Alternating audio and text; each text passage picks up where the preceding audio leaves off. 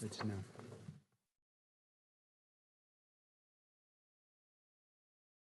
Session. Calling case 251-403-576, State of Utah versus Tyler James Robinson. Counsel, please enter your appearances. Chad Grumander, Ryan McBride, Lauren Hunt, David Sturgill from the state, County Attorney Jeff Gray, and Chris Ballard are also present. Good afternoon. Kathy Nestor, Richard Novak, Michael Burt, and Stacy Visser for Mr. Robinson, who's present in the courtroom, Your Honor. Good afternoon. Mr. Robinson, good afternoon. And also for the record, the court recognizes the presence of victim representative, Ms. Erica Kirk. Good afternoon. First, with respect to courtroom protocol, to maintain security and decorum, any individual who exits the courtroom during the proceedings will not be permitted to re-enter until the recess. All counsel are expected to take reasonable measures to safeguard confidential communication. Such measures may include the use of screen protections on electronic devices and care to avoid inadvertent capture of privileged or private discussions by recording equipment or by those present in the courtroom. And as you note, the microphones on your tables are turned off, so please come to the lectrum when you're addressing the court. Second, the court will address the camera and still photographer, camera operator and still photographer. And if you both could come forward, please, to the lectrum.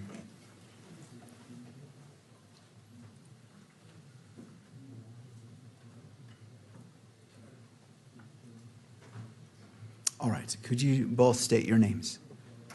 John Wilson, KSL Television. Tess Crowley, Deseret News. Good afternoon. Could you state your roles for today's hearing? Video recording and streaming of the proceedings. I'm the pool still photographer. All right. And have you both reviewed the court's standing decorum order? Yes. Do you understand the requirements set forth in that order as they apply to your activities today? Yes. Do you require additional time to review the order or to adjust equipment to ensure compliance? No. Do you anticipate any difficulties complying with the order? No. Thank you both for your cooperation. Yeah.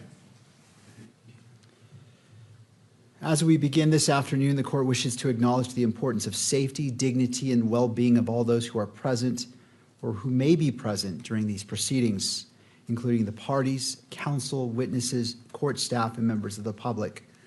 The court is also mindful of its solemn obligation to protect and uphold the constitutional rights of both Mr. Robinson and Ms. Kirk. In furtherance of those important interests, all persons attending these proceedings are reminded that portable electronic devices are not permitted in the courtroom or on the fourth floor. Cell phones are not permitted in the courtroom unless expressly authorized. Any unauthorized possession or use of a cell phone in the courtroom may be addressed by the court. For those individuals who are authorized to have a cell phone, please place your device on silent at this time so that these proceedings may continue without interruption. The court also expects that every person in attendance will be treated with the dignity and respect to which they are entitled to. Consistent with the court's standing decorum order, all spectators shall remain quiet, civil, and orderly at all times. Spectators shall not engage in conduct that is distracting, disruptive, provocative, disrespectful, uncivil, or threatening in any manner. Spectators shall not make audible comments of any kind, shall not shake or nod their heads, and shall not make gestures or other visible reactions during their hearing. Spectators shall also not wear or display pins, buttons, signs, clothing, photographs, or other items expressing support for or in opposition to any person connected with this case or expressing any position concerning the status of this case as a capital offense. The court appreciates the cooperation of all present in maintaining a courtroom environment that is safe, respectful, orderly, and faithful to the rights and dignity of every person involved. Finally, I wish to note that this preliminary hearing is scheduled to conclude this Friday at 5 p.m. I raise this as simply a reminder for the parties, particularly given that we have now reached the midpoint of this week. I recognize and respect the constitutional rights of all parties. When this preliminary hearing was set, the court allocated a substantial amount of time for both sides to address the matters they consider necessary and appropriate for purposes of this proceeding. The standard at a preliminary hearing is probable cause, and with that in mind, I ask counsel to remain mindful of the time that remains and manage your time appropriately so each of you is able to fulfill your duties to your respective clients within the time frame that has been provided. And with that, I wish to inquire of a brief overview on what is anticipated from each party in order the court has a roadmap on how we are proceeding for the remainder of this preliminary hearing. First, turning to the state, and if you wouldn't mind coming forward, Mr. Grunander. Thank you, Your Honor. We anticipate presenting evidence through Agent Brian Davis this afternoon. Sergeant Jennifer Falmina is also present in the courthouse and prepared to testify if we get to her today as well. Following her testimony, which we believe will carry into tomorrow, if we do get to her today, that will close the presentation of the evidence on the part of the state. Thank you, Mr. Grunander. For defense.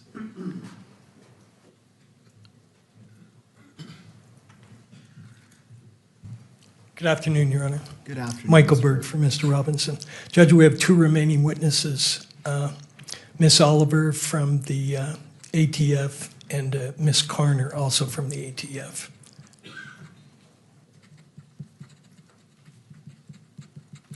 All right, and to both parties, thank you, I appreciate that. Do both parties anticipate any issues concluding their case? Obviously, there's variables, cross-examination, and kind of the fog of war that happens in court proceedings, but any party anticipate issues concluding at or before Friday at 5 p.m.?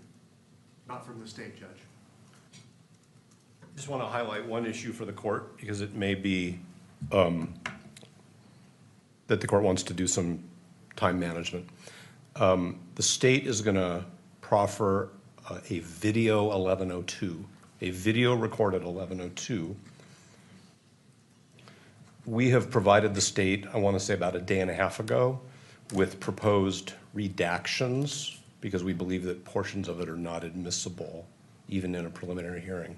And the way we did that is we provided a transcript and then a redacted version of the transcript of the entire video recorded interview. It may be that the court wants to look at the proposed redactions, not while court is in session, but during some other period of time, because the transcript of the video, which we prepared and we provided to the state so the state could raise any concerns about the accuracy of the transcript. That's not an issue. The admissibility of portions of the video or the issue is about 20 pages, maybe 22 pages. So to use court time for the court to look at the proposed redactions may be an inefficient use of the time. I'm not saying when the court should do it. I'm just saying we may not want to do it between 9 and noon and 1 and 5 tomorrow or Friday. But it's going to come up today, and so the question will be, when does the court want to engage in the process of reviewing a 22-page transcript that has proposed redactions? That's all. I appreciate the heads up. Mr. Grunander, do you wish to be heard? Yes, Judge. Your Honor, the state has received the proposed redactions, and we are prepared to address them when that time comes. However, we do intend on presenting testimony through Mr. Davis, through Agent Davis, and when we get to that point, when it's ripe for discussion, we can address the matter with the court. That would be our preference. All right, well, I'll address it as it comes. And to the defense, with the remaining time, do you feel confident that it is sufficient to accomplish your duty? We do, Your Honor. Thank you. All right, does either party require the benefit of the record before we begin? To the state.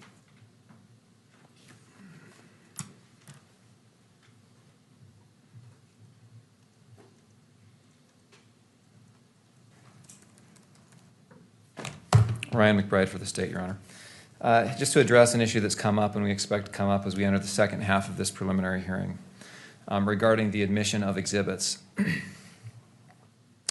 Under Rule 104A, the court must decide preliminary questions about whether the witness is qualified or a privilege exists or evidence is admissible. In so deciding, the court is not bound by the rules of evidence except those on privilege. And I'm bringing this up again because it's likely to come up and it is going to affect the procedures we use as we go forward.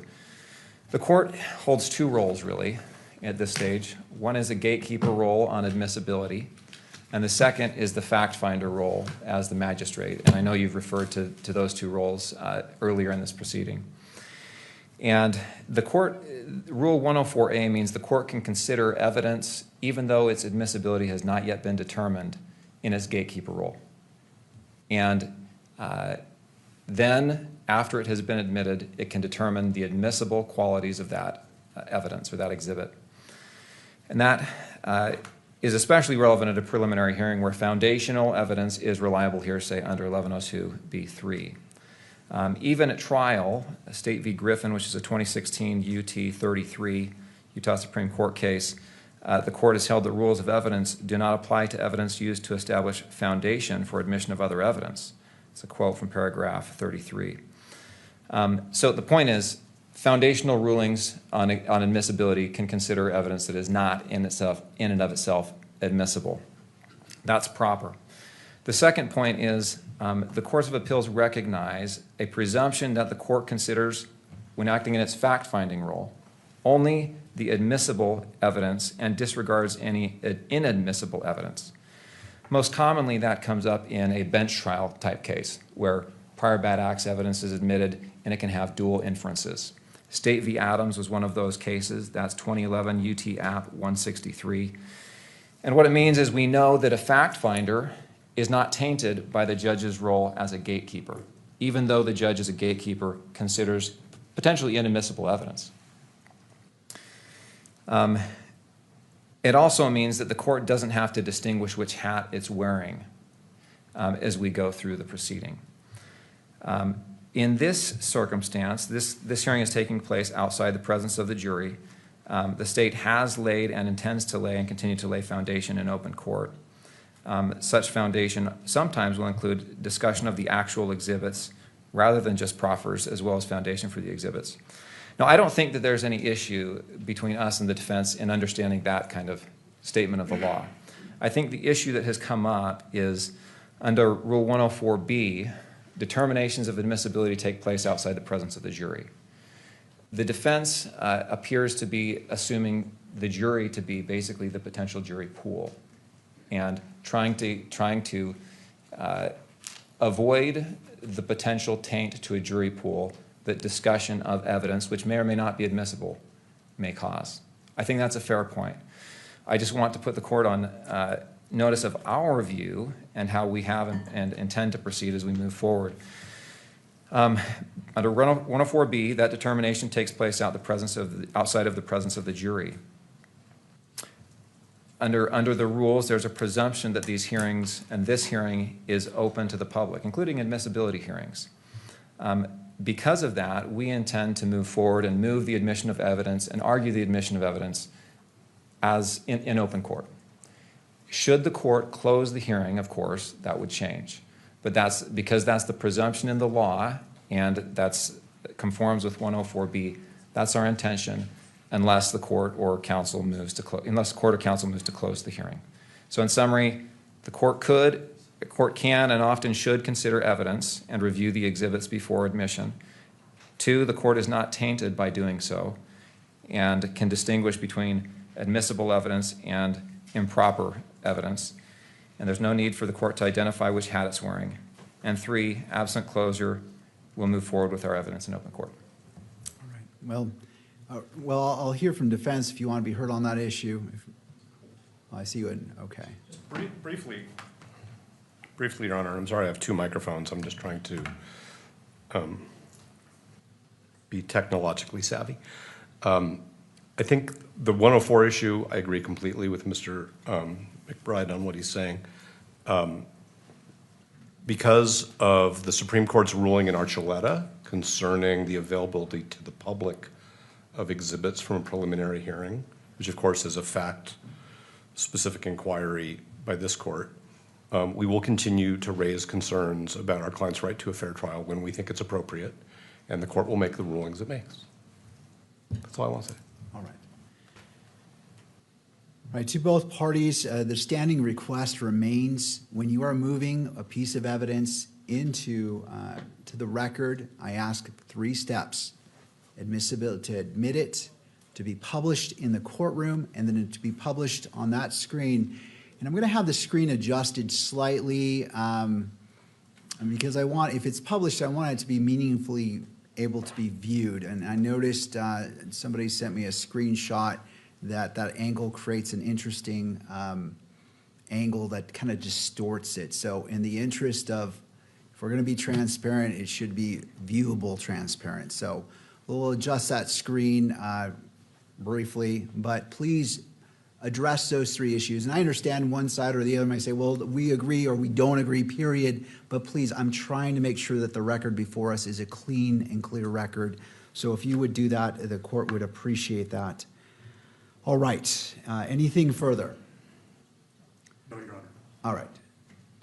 The court acknowledges that the exclusionary rule is in effect. At this time, any witness who is subject to exclusion should be excused from the courtroom. I will leave it to the parties to monitor the courtroom to ensure that compliance is adhered to. With that, turning to the state, you may call your next witness. Yes, I mean, I want the press to be able to see it too, but when it's, there is a bit of a distortion when it's at that particular angle. So while the parties are moving forward, go ahead and adjust it, and let's put a sample image of something that has nothing to do with this case on the screen. Judge, that's another issue. I don't know that it is projecting yet. And I don't know if we need to take a break to make sure that's working. Is it not projecting on the monitors? Okay. Technology is challenging us again. Well, what's our thought, staff, on projecting? Is this something that's not going to be cured by turning off and turning on, I'm assuming? I just need some other tables besides 3 so we can try. All right, if you, all of you, council table, again, I'm trying to do this to get this out of the way so we can move forward cleanly. If you wouldn't mind turning off your monitor and then turning it back on, and if I could borrow somebody to do that to the witness monitor as well, so we all get them in sync. Thank you, sir. I appreciate that. And for the lectrum as well, let's just see if we can get that up, because that could cause a delay. I just want to knock this out first. Yes.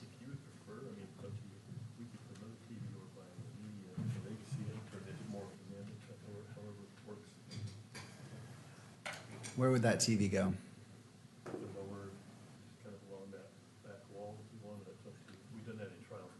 If that doesn't address any security issues, let's do that. I just want to make it easy. That way that TV can be more flat and it's not a distorted view, and then the media can look at that TV.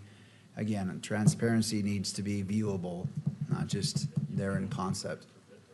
All right, yeah, let's go ahead and do that. How are the monitors looking? Nothing? All right. I need them to actually plug in their HDMI. so I we see. can test. Could I have someone with your laptop plug in so we can test, so we can check if it's receiving the data or the information from your laptop to allow us to project? That may be the issue. Mr. Ellis is plugged in. All right. Let's take a look here.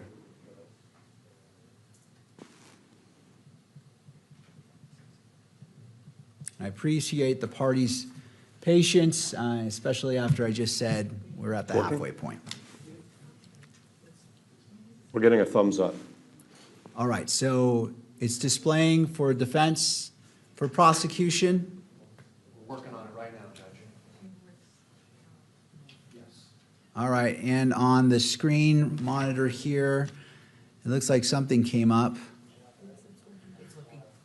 All right, we'll just hope that the monitor for the witness works as well.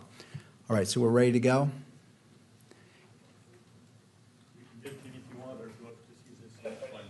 just bring it in and go ahead and we'll get started. And how much time is needed for that?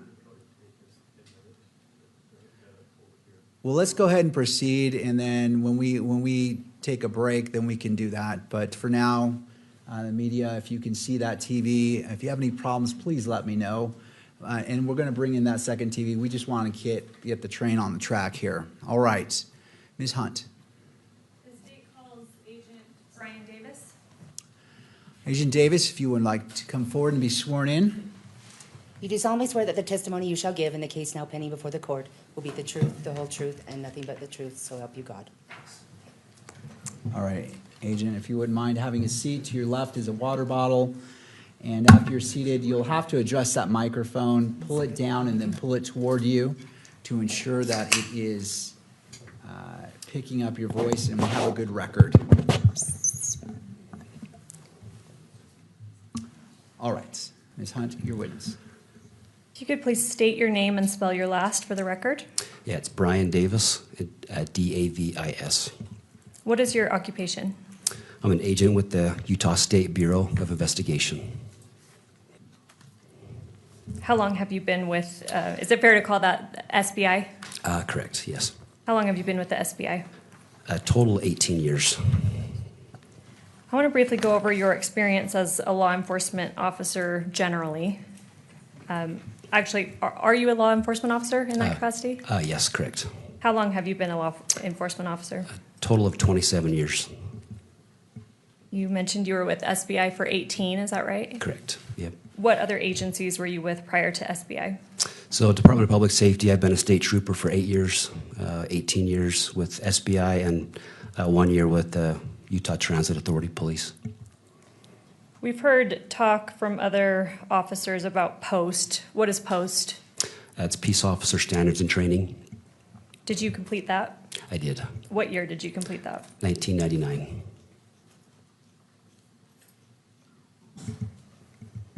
Is that a type of certification that you hold?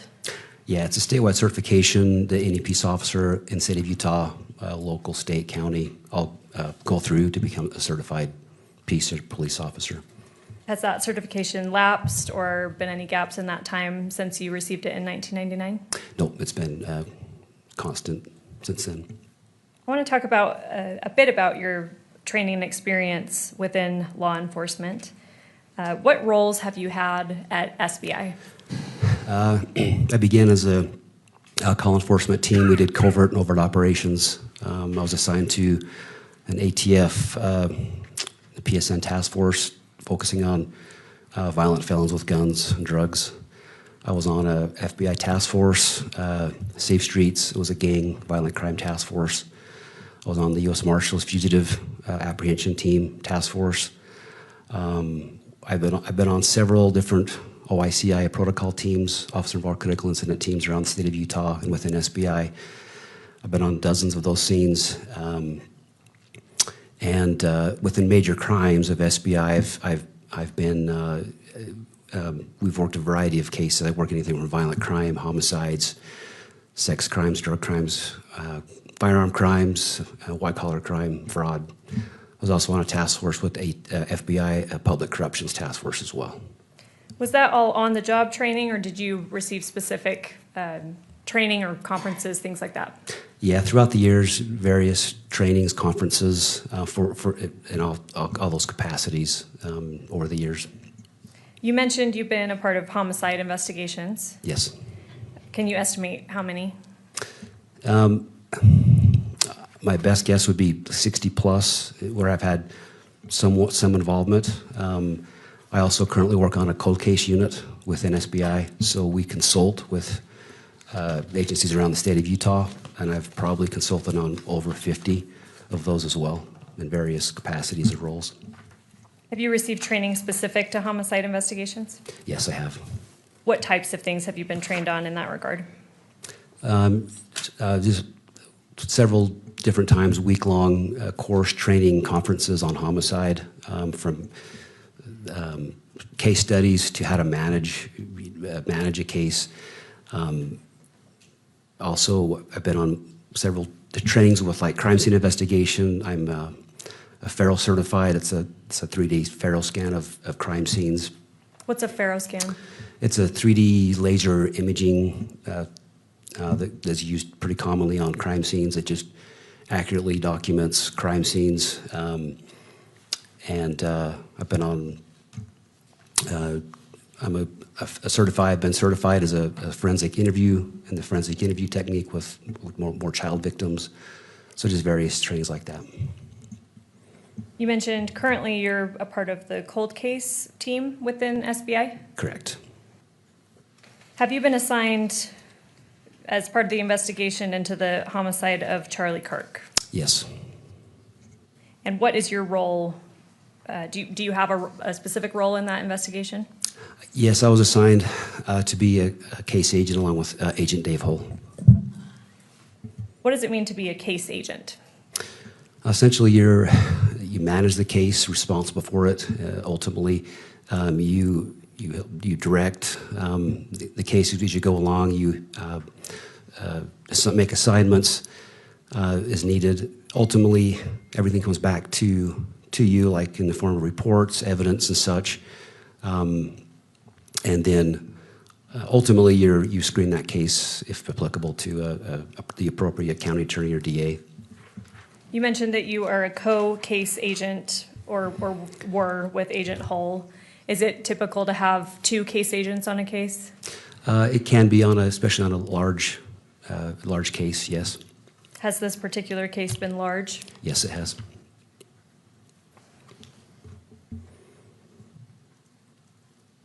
Have other police agencies been involved in the investigation of this case?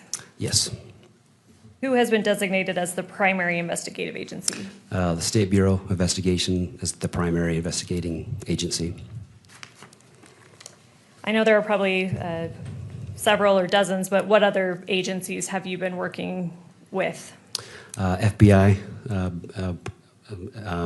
ATF as well, several local state agencies, UVU Police, Orem Police, Utah County Sheriff, Washington County Sheriff, St. George PD, most of all the agencies within Utah County and even others outside of the county.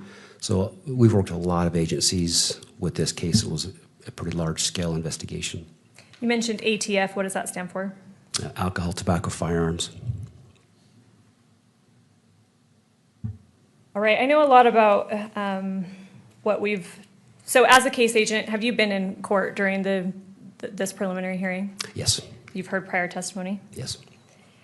We've talked a lot about the events of September 10th of 2025. I want to direct your attention to September 11th, 2025. Do you remember that day? I do. What happened on that day in relation to your investigation? I spent the day at the command post with various assignments. That evening, it was about 8:30 p.m., I believe, of the 11th. I received a phone call from Sergeant Elsholz requesting that I travel to St. George. Who is Sergeant Elsholz? What agency is Sergeant Elsholz with? With SBI. And he requested that you travel to St. George? Correct. What was the reason stated for that? We received information that an individual was turning himself in or was going to turn himself in to police in regard to his involvement with the incident, the shooting on UVU campus. And I'm sorry, what time did you get that information, that call? About 8:30 p.m. Did you travel down to St. George? I did. On what day? Of September 11th. Did anyone else go with you? Yes, so we traveled to the Salt Lake City airport to a hangar there, and we were flown down on a fixed-wing aircraft. It was Sergeant Elsholz, was Agent Folger with FBI, Agent Anderson with FBI, Ryan McBride and myself, and the two pilots. And who is Ryan McBride? With the Utah County Attorney's Office. What time did you arrive in St. George? We landed probably about 11:30 p.m. at the St. George Airport. And again, this would be the evening of September 11th, 2025? That's correct. Where did you go once you landed in St. George? There we were transported via ground to the Washington County Sheriff's Department. Did you coordinate at that time with any other law enforcement agencies down in southern Utah? Oh, we did. You did? We did, yeah. What other agencies? Well, with FBI, as we were traveling, and then along with mainly the Washington County Sheriff's Department, we also have agents with an SBI assigned to the southern Utah area. So working with them as well, just making plans and coordinating resources and manpower and personnel. And you stated you went to the Washington County Sheriff's Office. Yes. What time did you arrive there? Probably somewhere close to midnight, maybe just a little bit before midnight of the 11th. What happened next? So we met several other investigators, agents, and detectives there, along with some other prosecutors. There were some federal prosecutors as well that were present. And from there, we began kind of making plans, determining how to handle the situation there. Did you mentioned the reason you went down there was you had been told that an individual wanted to turn themselves in. That's correct. Did you observe that individual? I did. And where was that person at the time? So when we arrived, we went into the room that we were in. It was one of their office, the cubicles there. On the wall, there was a television monitor where I viewed an individual on that screen that was sitting in one of the soft interview rooms. That room was equipped with audio-video recording device, and so I observed him on that screen at that time. Were you aware, or did you become aware what time that individual arrived at Washington County Sheriff's Office? I was told he arrived there about 9 p.m. that evening. And was he with anybody else? He had been, he'd come there with his parents and a family friend. Did you speak with this individual that we've been talking about? Yes, I did. Did you get his name? Yes, we obtained his name and date of birth. What was his name? Tyler Robinson. Did he tell you that himself? He did. You mentioned other individuals came there with him. And then you also said that you had kind of coordinated with the team of law enforcement officers that were there. Were those other individuals spoken with by law enforcement? They were. Let's go through them. How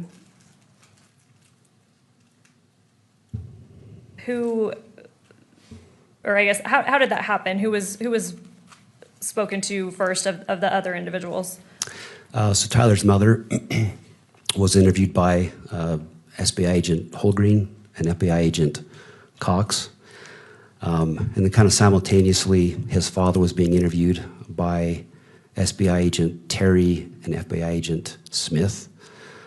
And also, at that time, the family friend Mike Mitchell was interviewed by other agents as well. And you said that these interviews were being conducted simultaneously? Yes. Were you part of the interview with either of Tyler's parents? Yes. Yes, myself and Agent Folger. Did I misspeak earlier? Myself and Agent Folger interviewed the mother. All right, let's make sure the record's clear on that. So Agent Folger, what agency is he with? With FBI. And yourself interviewed Tyler's mother? Yes, that's correct. I just want to make sure the record's clear. Who interviewed Tyler's father? Yeah, I think I might have misspoke. It was Agent Holgreen, Agent Cox that met with his father. And then who spoke with family friend Mike Mitchell? Agent Terry, Agent Smith. Down in St. George, Washington County Sheriff's Office, was Mr. Robinson detained at that time? Yes, he was. Was he formally arrested at that time? Yeah, after all the interviews were completed, when we talked to everybody, he was formally arrested at that time. And I'm going to come back to that in a second. Excuse me, where did the arrest take place? At the Washington County Sheriff's Office.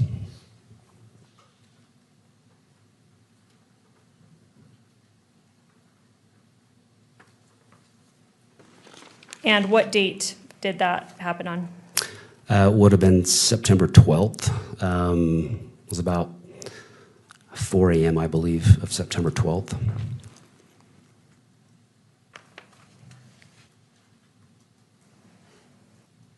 All right, I want to show just on your screen, not for public yet, what's been marked for identification as State's Exhibit 15. Let me know when you're able to see that.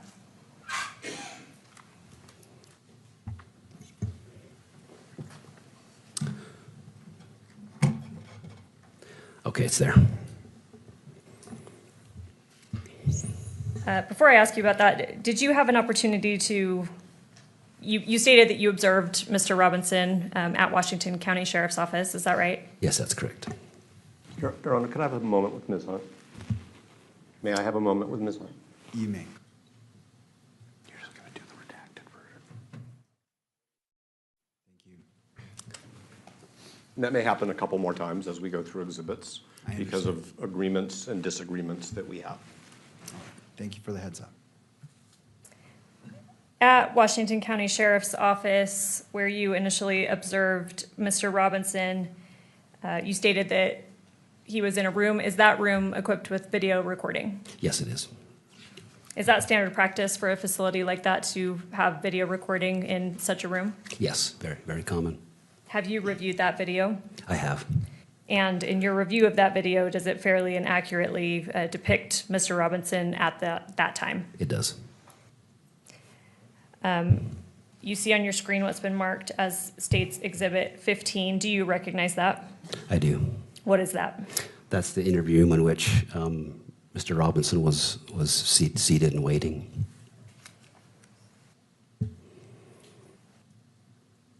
State moves to admit Exhibit 15. Ms. Hunt, and the other two steps, what's your request? We would ask to admit it into evidence. We have, defense counsel and I have agreed upon, I guess, redaction of the video, and I would ask to publish it both to the courtroom and to the media. Mr. Novak? It's silent, correct? Ms. Hunt? Yes. Yes, Your Honor, Ms. Hunt is correct. The state had originally proposed a longer image with audio, and we've agreed to a shorter image without audio. And so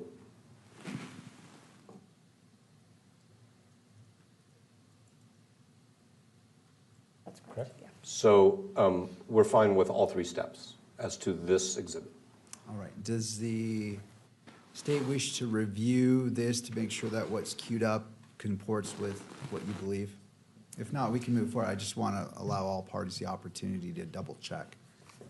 Let me just confer with my paralegal.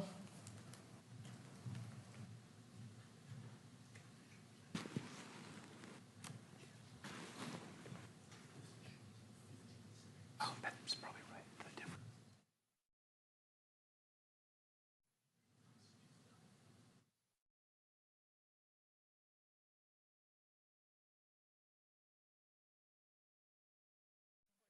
It has no audio, so we would like to admit and publish it at this time. All right. State's Exhibit 15 is admitted pursuant to discussion and may be published in the courtroom and may be recorded or transmitted electronically. Just And Your Honor, of course, this is subject to all of the objections which have been previously reserved in writing and reiterated over the last couple of days. I assume that we don't need to start over with that today. thank you. I appreciate that. I note the standing objection by defense as previously made, and that objection is overruled, and this exhibit is admitted. And in this case, it wouldn't be the 1102 issues, it would be the electronic media coverage of the proceeding. Thank you for that clarification, Mr. Novak. I appreciate that. All right, with that, to the media, can you view that screen okay? All right. All right, State's Exhibit 15 may be played.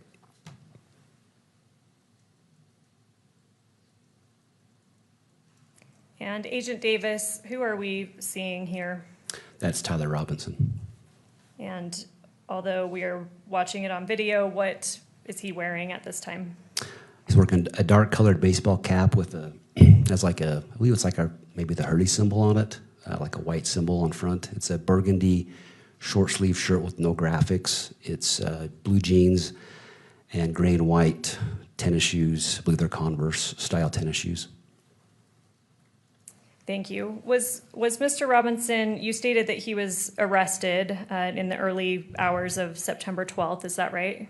Yes, that's correct. Did he remain in Washington County Sheriff's Office, or was he taken somewhere else?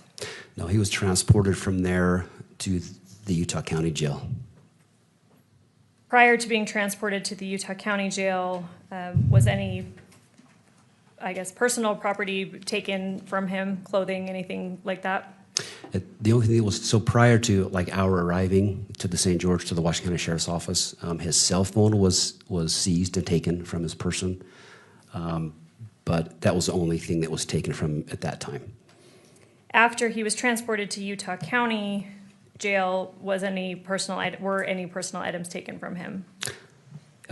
Yes, they were. And what were those? After a search warrant was granted, his clothing was recovered, along with buccal swabs to collect his DNA and major case prints, which is fingerprints, palm prints, pretty much the entire hand. Those are all collected from him. And sorry, you may have already stated when did he arrive in Utah County?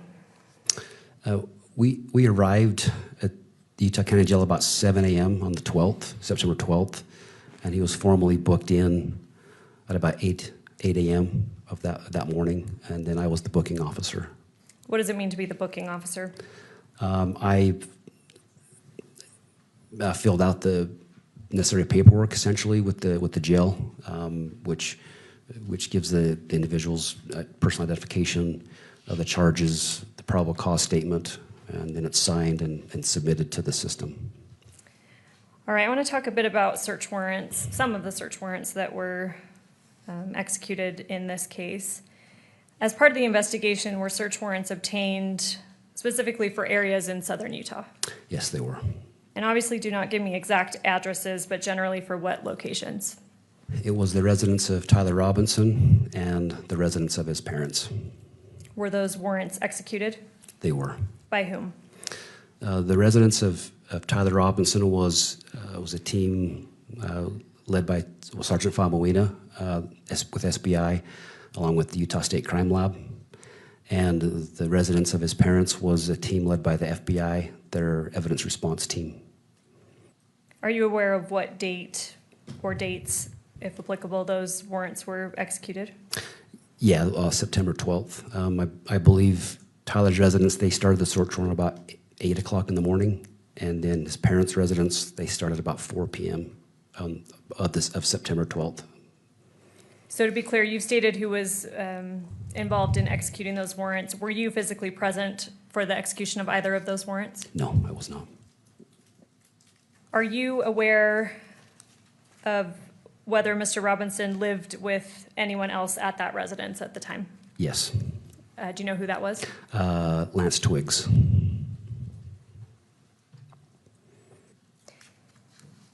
And we won't get too into it right now. We'll cover this with Sergeant Faumina, but did you receive information from officers involved in those execution of those warrants about what, if anything, had been found?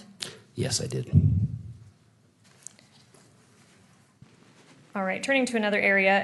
As part of this investigation, you have previously mentioned that a family friend came in initially with the Robinsons. Who was that family friend? His name was Mike Mitchell. And who is he in relation to the Robinsons? So he's a family friend, a good family friend. And what was his involvement here? So he helped facilitate working with Tyler and his parents with the sheriff's department for Tyler to turn himself in. And I believe you mentioned previously that law enforcement conducted an interview with Mr. Mitchell. They did. Remind us when that interview occurred. So that was the early morning hours of September 12th at the Washington County Sheriff's Department. And I know you've already stated, but remind me who was present for that interview. That one was Agent Terry and Agent Smith. What agencies are they with? Terry's with SBI and Smith is with FBI. Are you aware if a second interaction or statement was collected from Mr. Mitchell? Yes, it was. When did that happen? It was March 31st of this year. Who was present at that time? It was Ryan McBride, Chad Grunander, Kimberly Derfler, and Agent Chris Terry with SBI. You mentioned Ryan McBride, Chad Grunander, and Kimberly Derfler. What office do they work for? The Utah County Attorney's Office. And you mentioned Agent Chris Terry. Yes. So you were not present for this collection of this statement. No, I was not. Have you communicated with Agent Chris Terry about how this happened? Yes, I have. How did this happen? So all those individuals met with Mike Mitchell at it was the St. George courthouse there. They met and discussed briefly. Just kind of talk generally about the situation. From there, Mr. Mitchell was given a handwritten 1102 paper statement, and he left the room, went into a separate office by himself, was there for about an hour where he hand wrote a statement, filled the statement out. When that was complete, he came back into the room where the others were waiting and provided that 1102 statement to them. We've heard quite a bit about 1102 statements. Sounds like there's an official form that is used. What's present on that form, if you know? There's an admonition or warning given on those forms that states that the information you're giving is true and accurate to the best of your knowledge, that any false statement that is given or may be given would be punishable by a Class A misdemeanor. Aside from that being written on the form, are you aware if this admonition was discussed with Mr. Mitchell? It was. Do you know by whom? Yeah, Ryan McBride provided that admonition to him. And you stated that Mr. Mitchell then went into a separate room for about an hour and wrote his statement down? Correct. Did anyone, including prosecutors or law enforcement, direct him what to say? Foundation, objection. Personal knowledge. Would you like to respond, Ms. Hunt? I can lay a little more foundation. All right, so I'll sustain the objection for now, and Ms. Hunt is moving forward with laying more foundation. You discussed with Agent Chris Terry about how this statement was obtained. Yes. Did he mention anything to you about anyone directing Mr. Mitchell about what to say or what to include in the form? No, I spoke to him personally and reviewed his report also. I'm going to show you what's been marked for identification as State's Exhibit 14.1. Let me know when you see that on your screen. Okay, I see it. What is that? This is the written 1102 statement that was provided by Mr. Mike Mitchell. Your Honor, may I have a minute with Ms. Hunt for the same You may. purpose?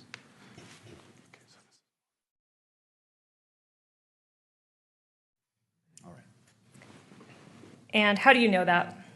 I reviewed it. I reviewed it in its original. As soon as it came to us, I've seen it prior. So. And Kimberly, if I can have you slowly scroll down.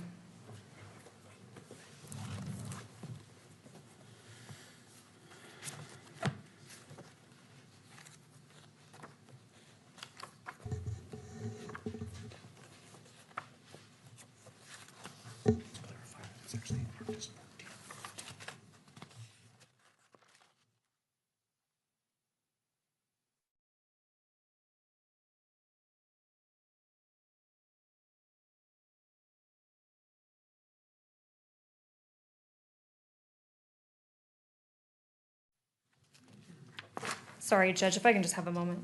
You may.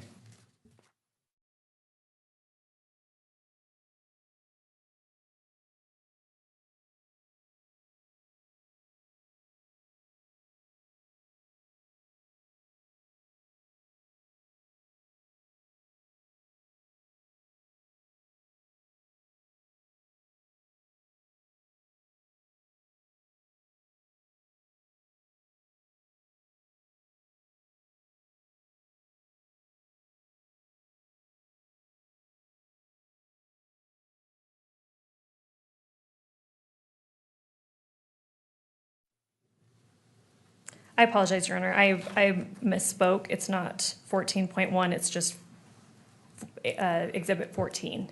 Okay. So if we can place that again on the screen for the witness only.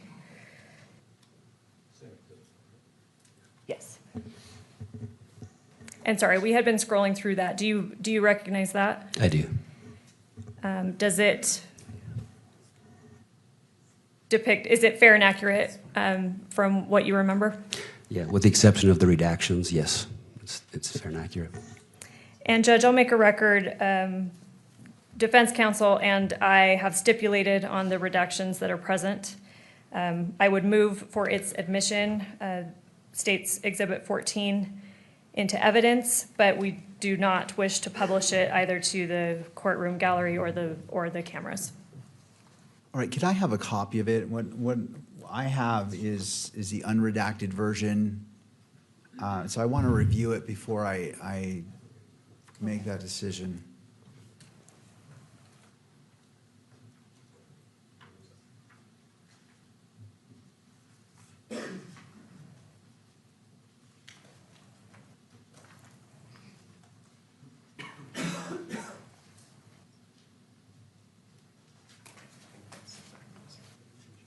If I may approach. You may. Thank you.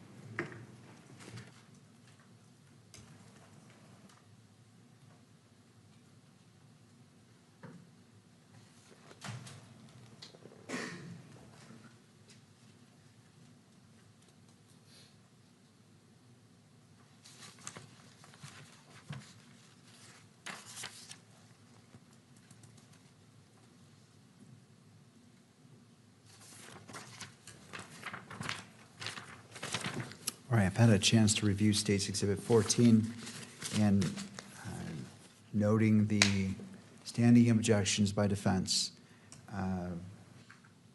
concerning 1102s. The court accepts into evidence State's Exhibit 14 and pursuant to the parties is not published. Thank you, Judge. All right, I want to move on to another topic. You've stated that you've been present for the duration as the case agent of the preliminary hearing. Is that right? Yes. We heard testimony yesterday about turning to the scene at UVU on September 10th, that a bullet was found on a roof. Do you remember that testimony? I do. Do you have knowledge about that bullet, what that is about? Yes, I do. What roof was that bullet found on? I believe it was it was found on the computer science building on the roof, on the far east side of the roof of the building itself. How do you know that it was found there? I reviewed the agent's report that found that, documented it, and collected it. What agent was that? It was Agent Ben Schneider with SBI. Are you aware of where the computer science building is on campus? Yes, yes. Can you explain generally where that is located? Yeah, from where the LOSI building is, it's a building directly kind of south and east of there, from the LOSI. Southeast from the LOSI building. Where is it in connection to the auditorium section that we've been talking about where Mr. Kirk was stationed? It's east of there. East and a little bit south, and mostly east. Would there have been, from that roof of the computer science building, to your knowledge, would there have been a line of sight to Mr. Kirk's tent?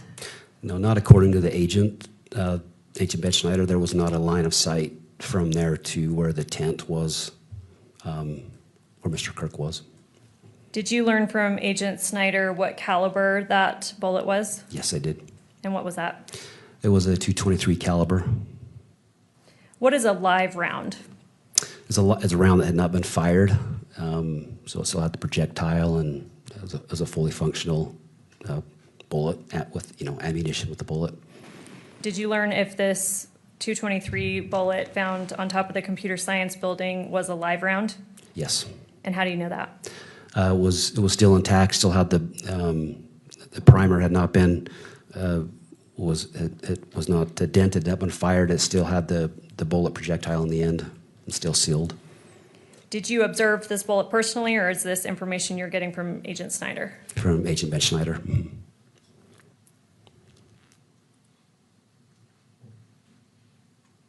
All right, turning to a different topic. And Judge, I'm aware that there are going to be some objections about this that we'll have to address, but I just want to lay a little bit of foundation first before we get there.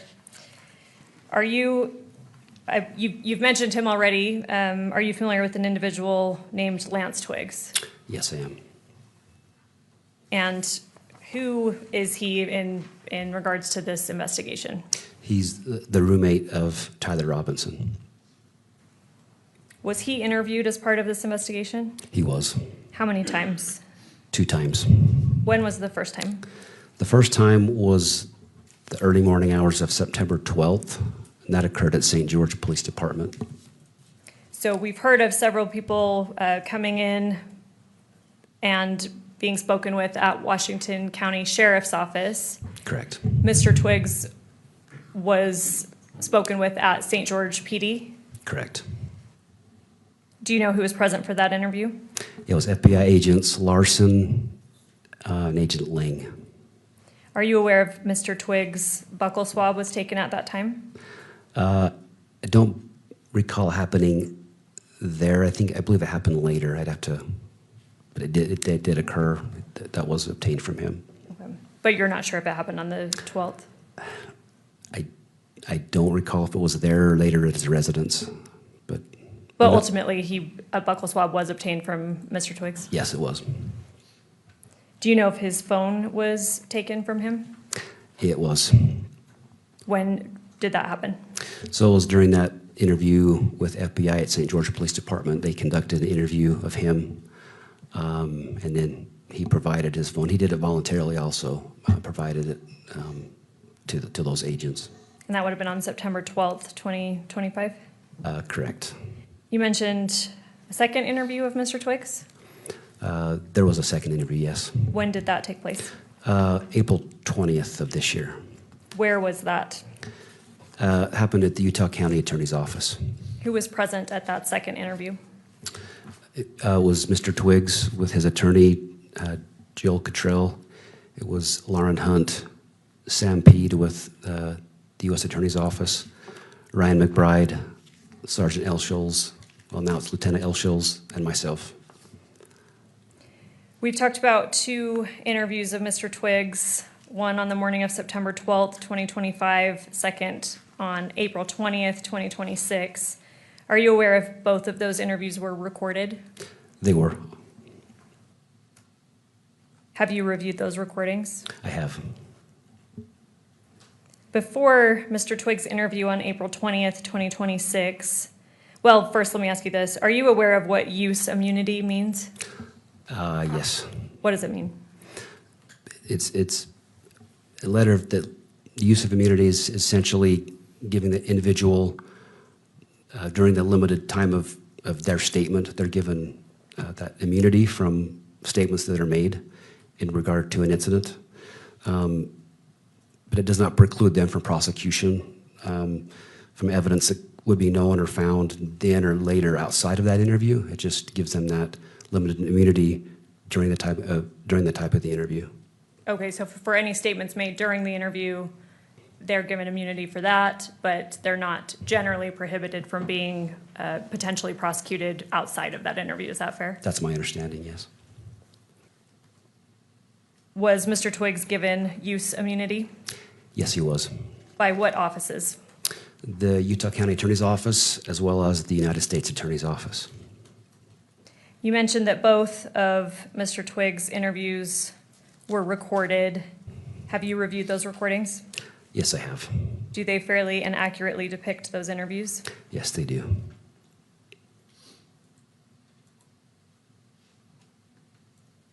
We've talked about 1102 statements. We've talked about a form, and you talked about that there's an admonition on there that warns that if false statements are given pursuant to 1102, then that person may be subject to a Class A misdemeanor. Is that fair? That's correct. Was a similar admonition given to Mr. Twiggs during his second or before his second interview on April 20th, 2026? Yes, it was. By whom? By Ryan McBride with the Utah County Attorney's Office. And again, you were present for that interview? I was. Did Mr. Twiggs say that he understood that admonition? He did, yep, yes. Was he told that the April 20th, 2026 interview was being taken in lieu of him having to come and testify at the preliminary hearing? Yes, it was. Yes, he was. All right, Judge, I'm aware that defense counsel has objections to this recorded 1102. I think now is probably a good time to address them. But I do have, I guess,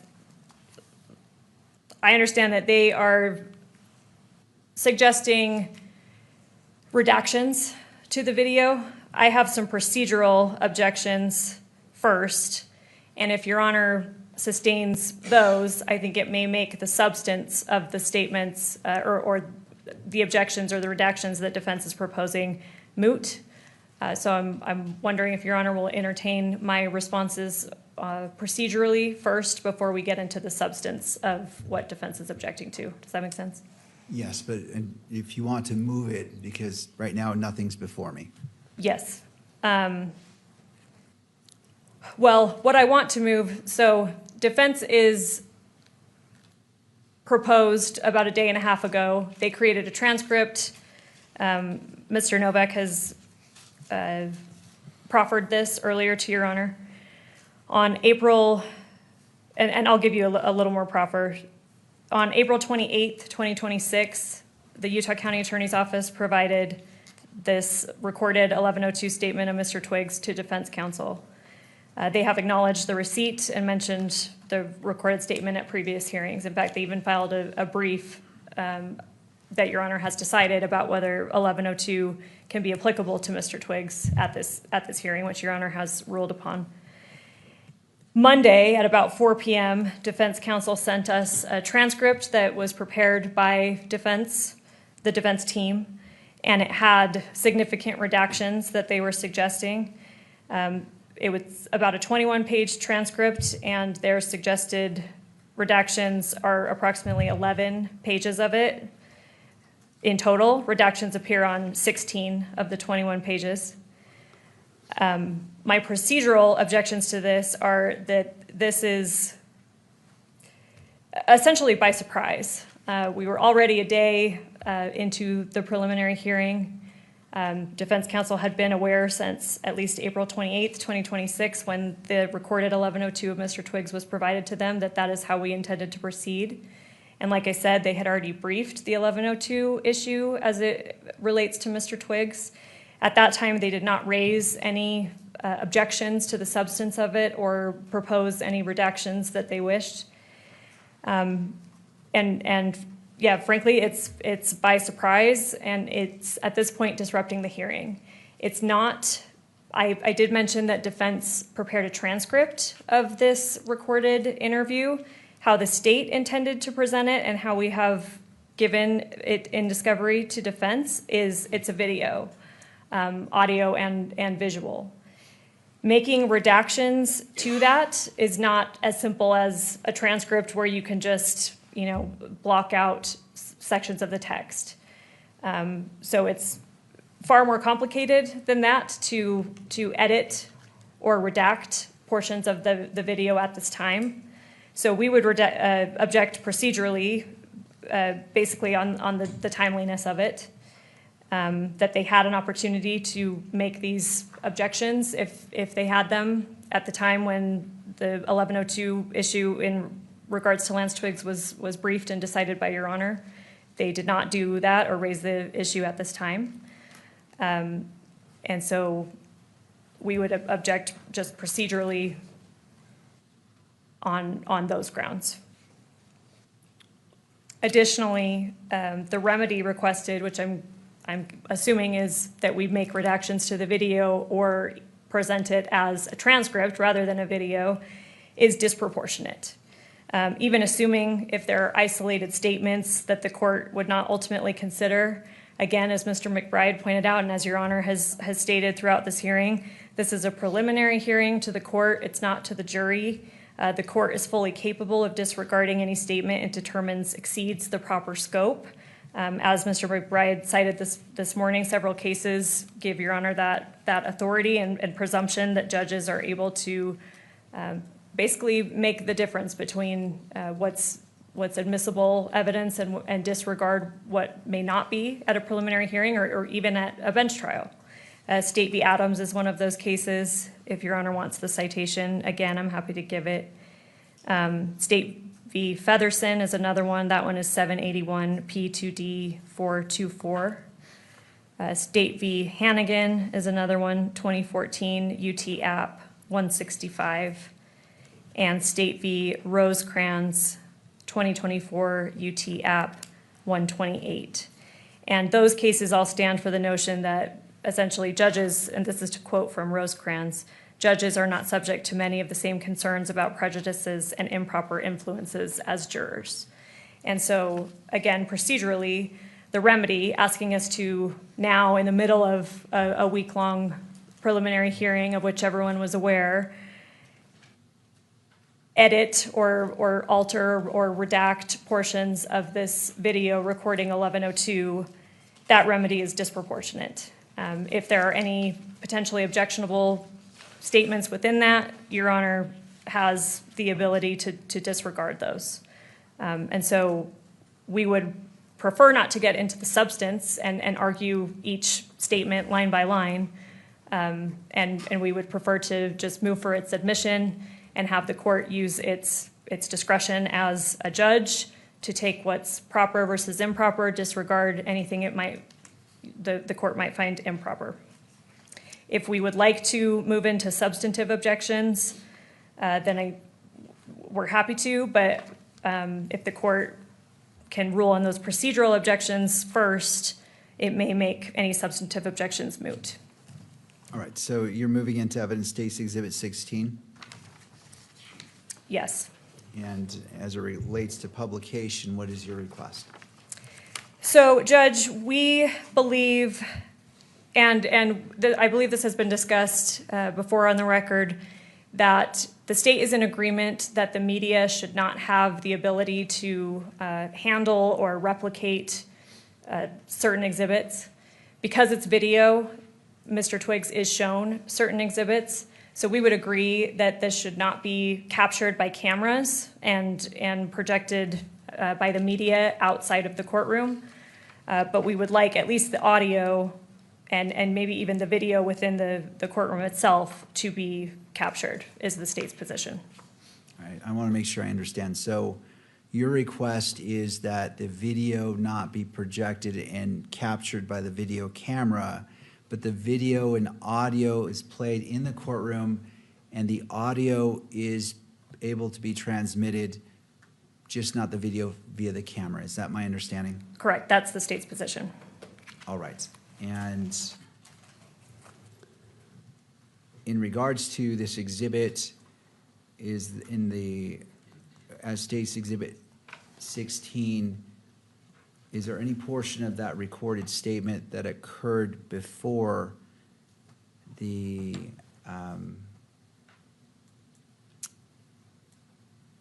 1102 warning was given to Mr. Twiggs?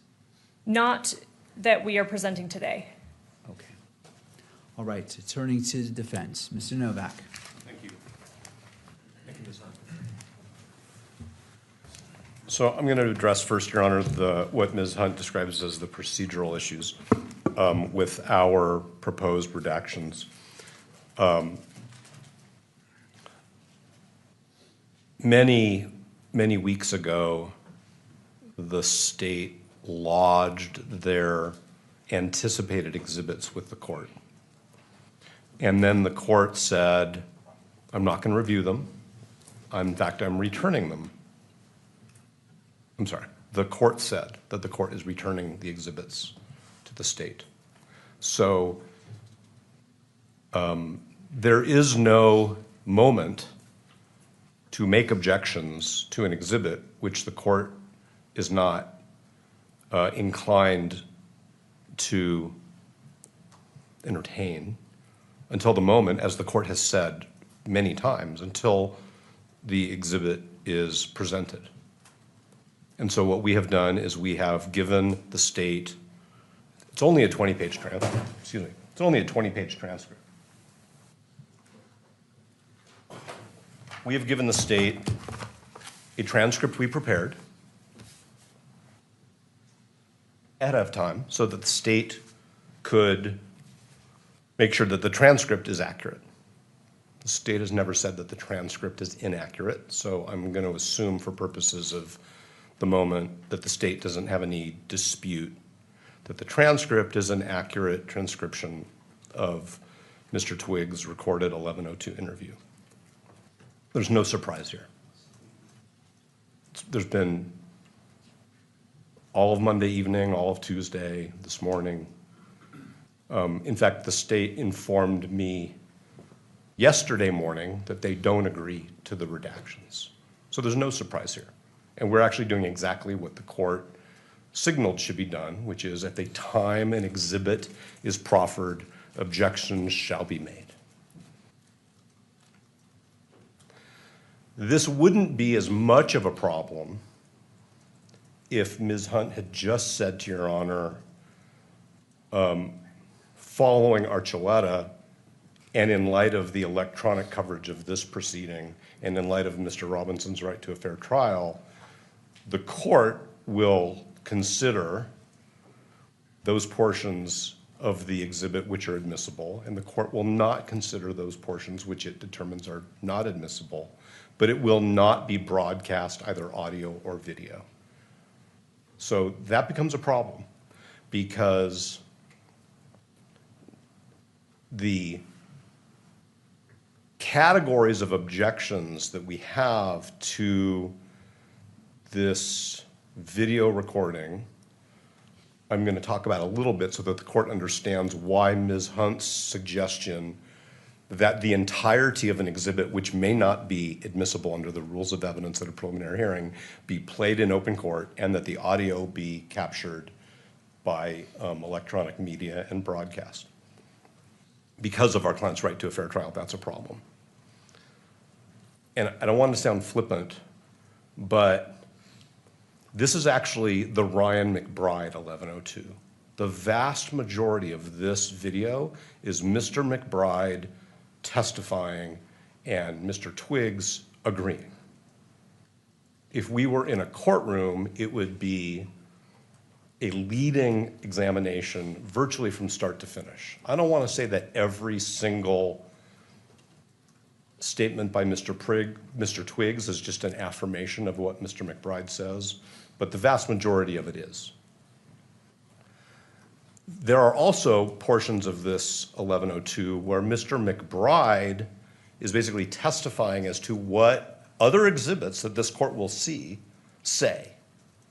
So there are two other exhibits that this court will be asked to receive into evidence today, which are text messages and a group chat. I'm just going to distinguish between the two. And so this 1102 statement is basically Mr. McBride saying, and then the chat says this, and then the chat says that, and then the chat says this. He's basically testifying as to what the exhibits say. So in some ways, the 1102, those portions of the 1102 violate the best evidence rule because I have no doubt that those two things that I just talked about are going to be presented to the court by the state.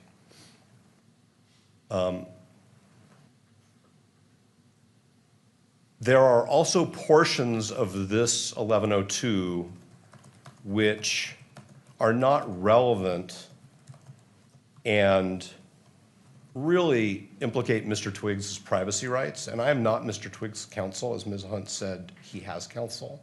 I don't know if he's, well, I don't want to speculate. But it's not relevant. There are portions of it which are not relevant, and there are portions of it which I think, especially to be broadcast, implicate other privacy interests. So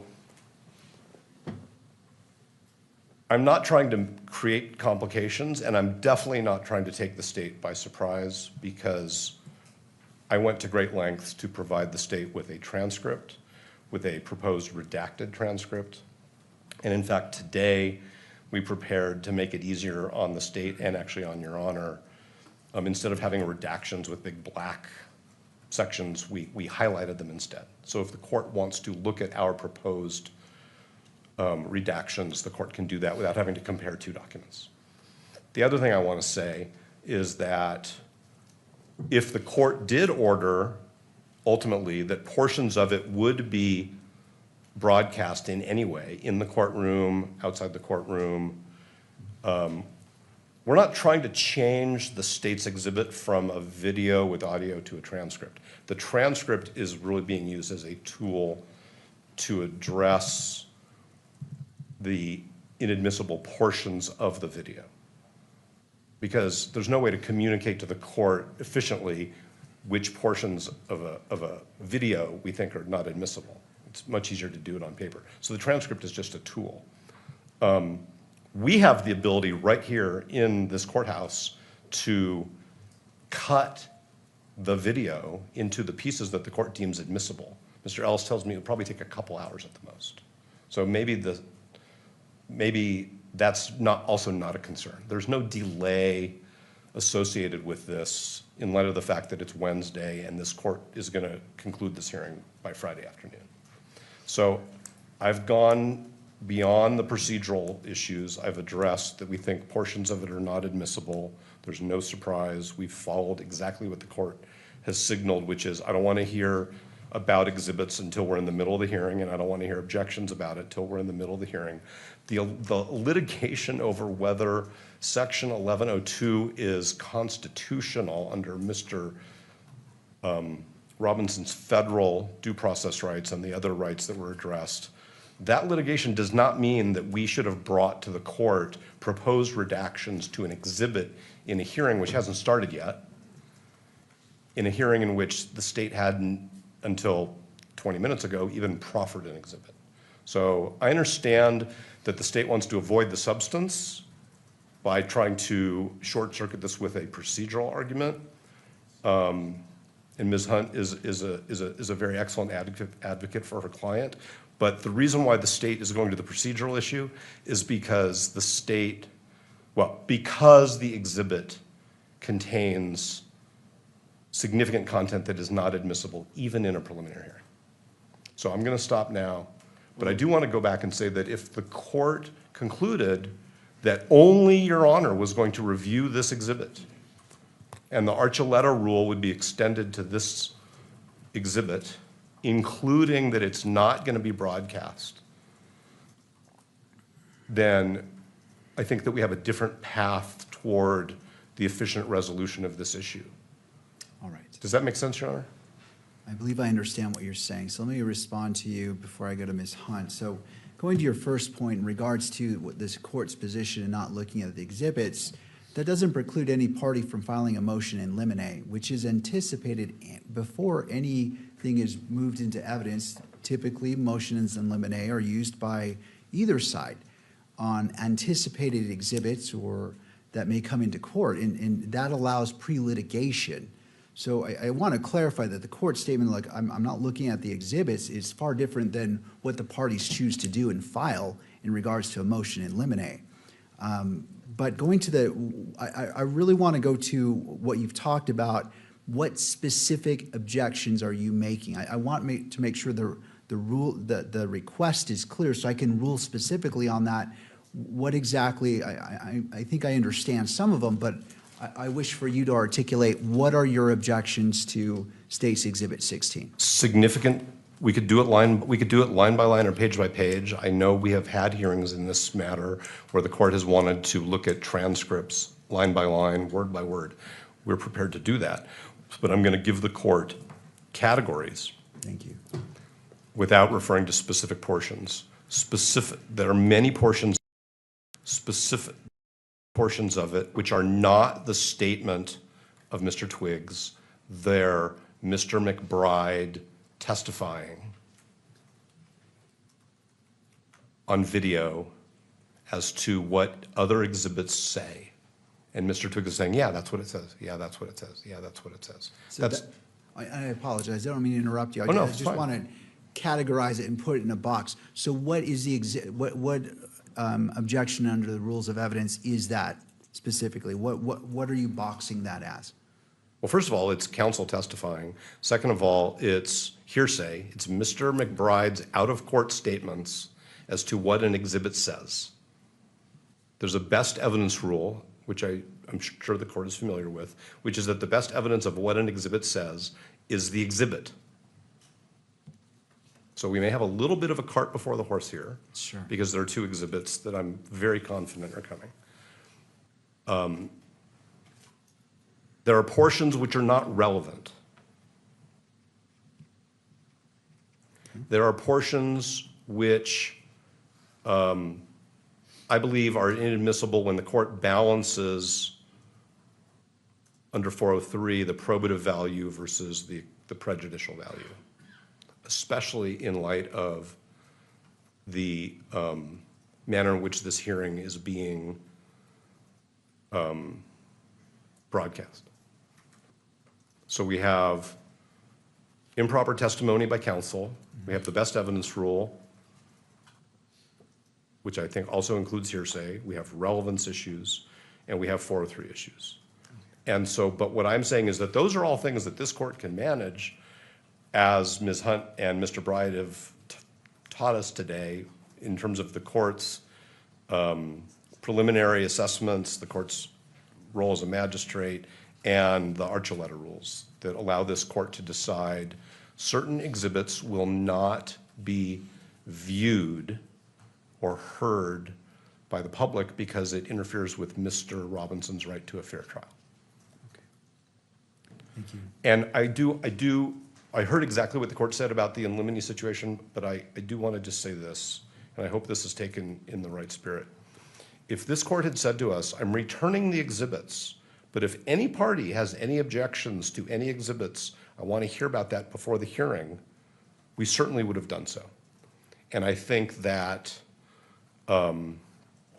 it's probably, for counsel, a suggestion about how future hearings where there are many or complex exhibits, because there will be such hearings, should be handled, which is we can do in limines before the hearing begins, so that the court knows these exhibits there are no disputes, these exhibits there are disputes, these are the disputes, and we don't have to waste courtroom time bringing the court up to speed on what those concerns are. It can all be briefed ahead of time. And we're happy to do that. Thank you. Well, going to the last point, let me be clear on the record that I don't intend to interfere with the duties of either party. It is not my job to say, well, here's what you should do, here's what you shouldn't do. I'm independent. I'm not team prosecution, team defense. And so I will not dictate how you run your case. Obviously, if it goes against certain rules, constitutional rights, statutes, case law, I will weigh in, but I never want to put my finger on and say, well, Mr. Novak, here's what I think you should do, or to the state, Mr. McBride, here's what I think you should do. That goes outside my role, and I will not deviate from my role, which is not to interfere with the business of counsel. And I'm fortunate as a district court judge that I have very experienced attorneys who I have watched and have done an excellent job. And your experience, as I stated on I believe in the Pro Hoc Vice, highly experienced attorneys on defense, highly experienced attorneys on prosecution. And so I do not want to get into the business of saying, here's what you should do. I hear what you're saying, but I want to be clear from this point on, in case there's any ambiguity, the court does not need to go into the business of dictating what you feel is in the best interest of your client to the state what is in the best interest of your client. I staying clear of that, but I appreciate the point you're making, and I hope that clarifies any ambiguity that may exist. There was no ambiguity. I don't think that what I was conceptualizing puts the court's finger on anybody's scales. I think it's really about case management. And now I think we're moving pretty far away from the admissibility of this 1102 statement, and we could have a conversation later if the court wants to, it's up to the court, about case management issues. But as I said before, if I say anything else, I'm going to be repeating myself. So I'm just going to stop. All right, thank you, Mr. Novak. Appreciate your thoughts. Ms. Hunt.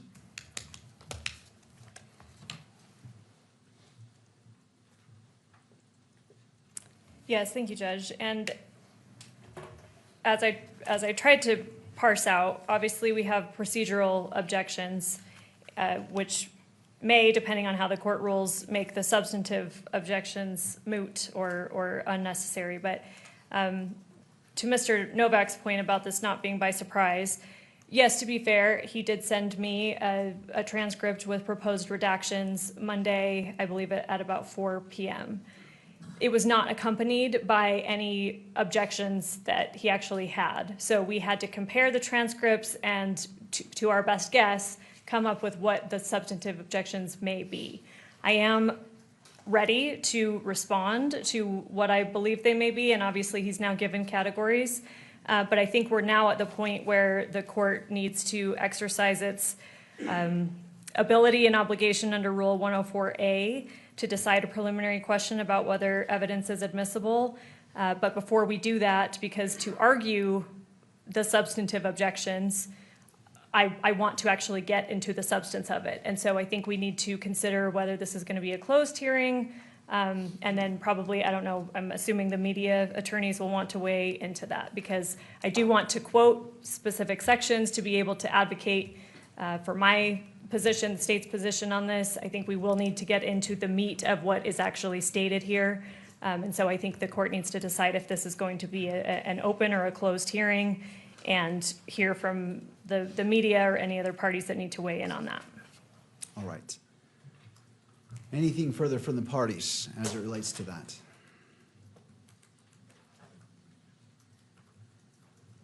Only that Ms. Hunt invited the media to comment on what the court is going to do. And as Your Honor knows from conducting jury trials and other types of proceedings, sidebars are not for the public. They're not for the public in real time, and they're not for the public subsequently.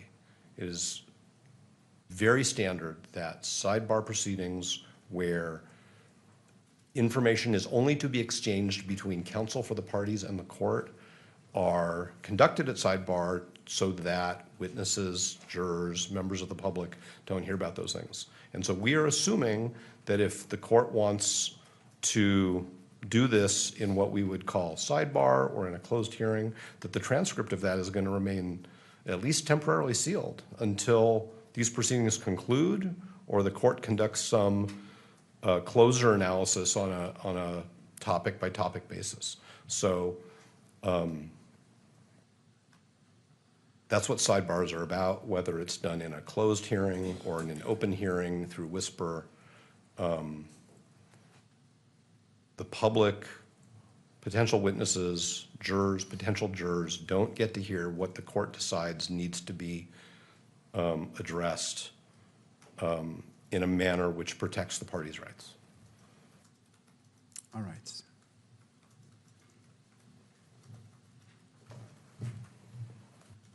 Your Honor, if I may, Michael Judd on behalf of the media. A request to close a court proceeding isn't a sidebar, and calling it a sidebar doesn't make it one. The court knows the rules at this point. Any attempt to close a hearing requires that the court engage in some sort of hearing about that closure that is open to the public. It can't be done in whisper. That can't be done with the cameras off.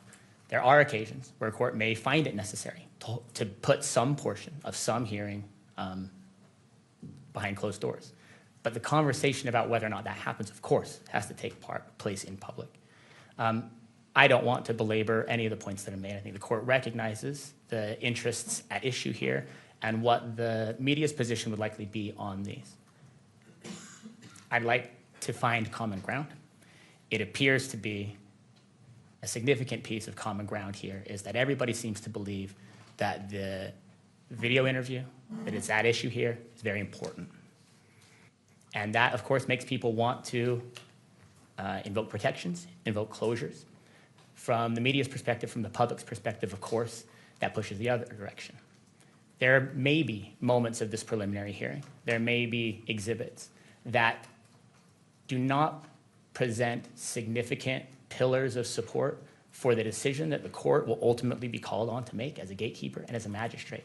It seems to me, I haven't seen this video, the public hasn't seen this video, it seems to me that this appears to likely to be one of those pillars on which the state intends to base its case and on which the court's ultimate decision will likely rest. That counsels in favor of access, in favor of publication, in favor of allowing the public to see the work that the court is doing and why it's doing it. I recognize Archuleta has been invoked. We respect and understand Archuleta. Respectfully, Archuleta, at least part of its reasoning is based on something very different than putting something on a screen. In Archuleta, there was a request to say, hey, is there a murder weapon? Are there crime scene photos? Can we come handle those, right? Can we look at them? Can we turn them over in our hands? And part of the reasoning in Archuleta was we're worried about that will impact the quality of the evidence and the obligation everybody has to keep that evidence reliable and safe. Putting something on the screen doesn't present any of those sorts of risks. Because this is so important, so this interview appears to be such a critical piece of the case being presented here in this courtroom today. The media's position is that it should be shown on the screen and that the public should be allowed to see it as well. To the extent there's any sort of compromise at all, the one that is presented by the state, which would allow the public to monitor and oversee and understand and comprehend and assist with the work being done by the court, then something like the state has provided, which is we allow the audio to play. If there is some sort of, it sounds to me like what the state is saying is there's some sort of witness privacy issue that would be served by turning that video off. Maximalist advocates on behalf of the media would always want that video to be on, but I recognize that that may be a reasonable compromise. But the idea of shutting the courtroom down to argue about closure or keeping this recording from the people in the courtroom who are allowed here, the victim representatives, the media representatives, the public itself, is simply a non-starter, I believe, under the rules that govern this proceeding. We ask the court to keep this as open as possible, and if there is any sort of narrowing of the public's right of access here, that it be done only in the narrowest way possible, and that it be based only upon recognized interests. And finally, I would say, Your Honor, to the extent that I hear any sort of real counter interest at all, it continues to be a fair trial interest. We take that important. We recognize that its importance, we take it seriously. The court has also over and over again recognized what the right approach to that is to say there are mechanisms in place under Algier to say we do an expanded voir dire, we do a jury questionnaire. We can handle those counter interests, and on behalf of the media and the public, I'd ask that the court handle this dispute that way. Thank you. Any further comment by any of the parties? All right. Mr. Novak. Only that I want to make an additional assertion about why the court should handle this exhibit pursuant to Archuleta. But I want to make that argument at sidebar, because the whole point is to protect my client's right to a fair trial. And by making part of this argument in open court, it's a self-defeating exercise. So when the court resolves whether it will hear from us at sidebar, we're prepared to do that. All right. The issue is sidebar is public because the transcript's open. So it's just because the parties request sidebar and the court invokes the white noise, that doesn't make it private. It simply obscures the noise in the courtroom because that goes in the transcript unless it's a closed hearing. So we would like to have a very brief closed hearing to lodge another objection about the publication of this of any portion of this exhibit of certain portions of this exhibit beyond Your Honor's eyes. That's what I'm saying. Thank you. All right, right now what we're going to go ahead and do, and what I want to do is I want to look at the redactions that you're proposing and take a look at that. And it's also a perfect time to take a break because we need to bring in the monitor potentially for future exhibits. So that's going to give us our 15 minutes.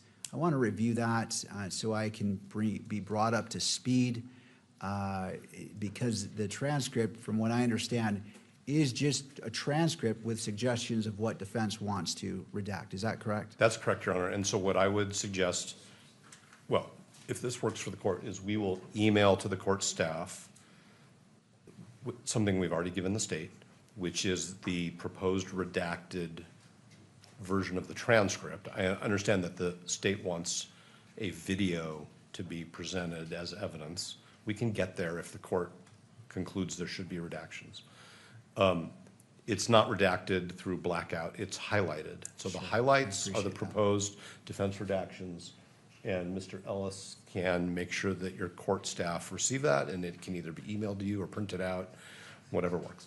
Any objections, Ms. Hunt, from the court reviewing the proposed redactions in order to bring the court up to speed at whatever argument the court may entertain?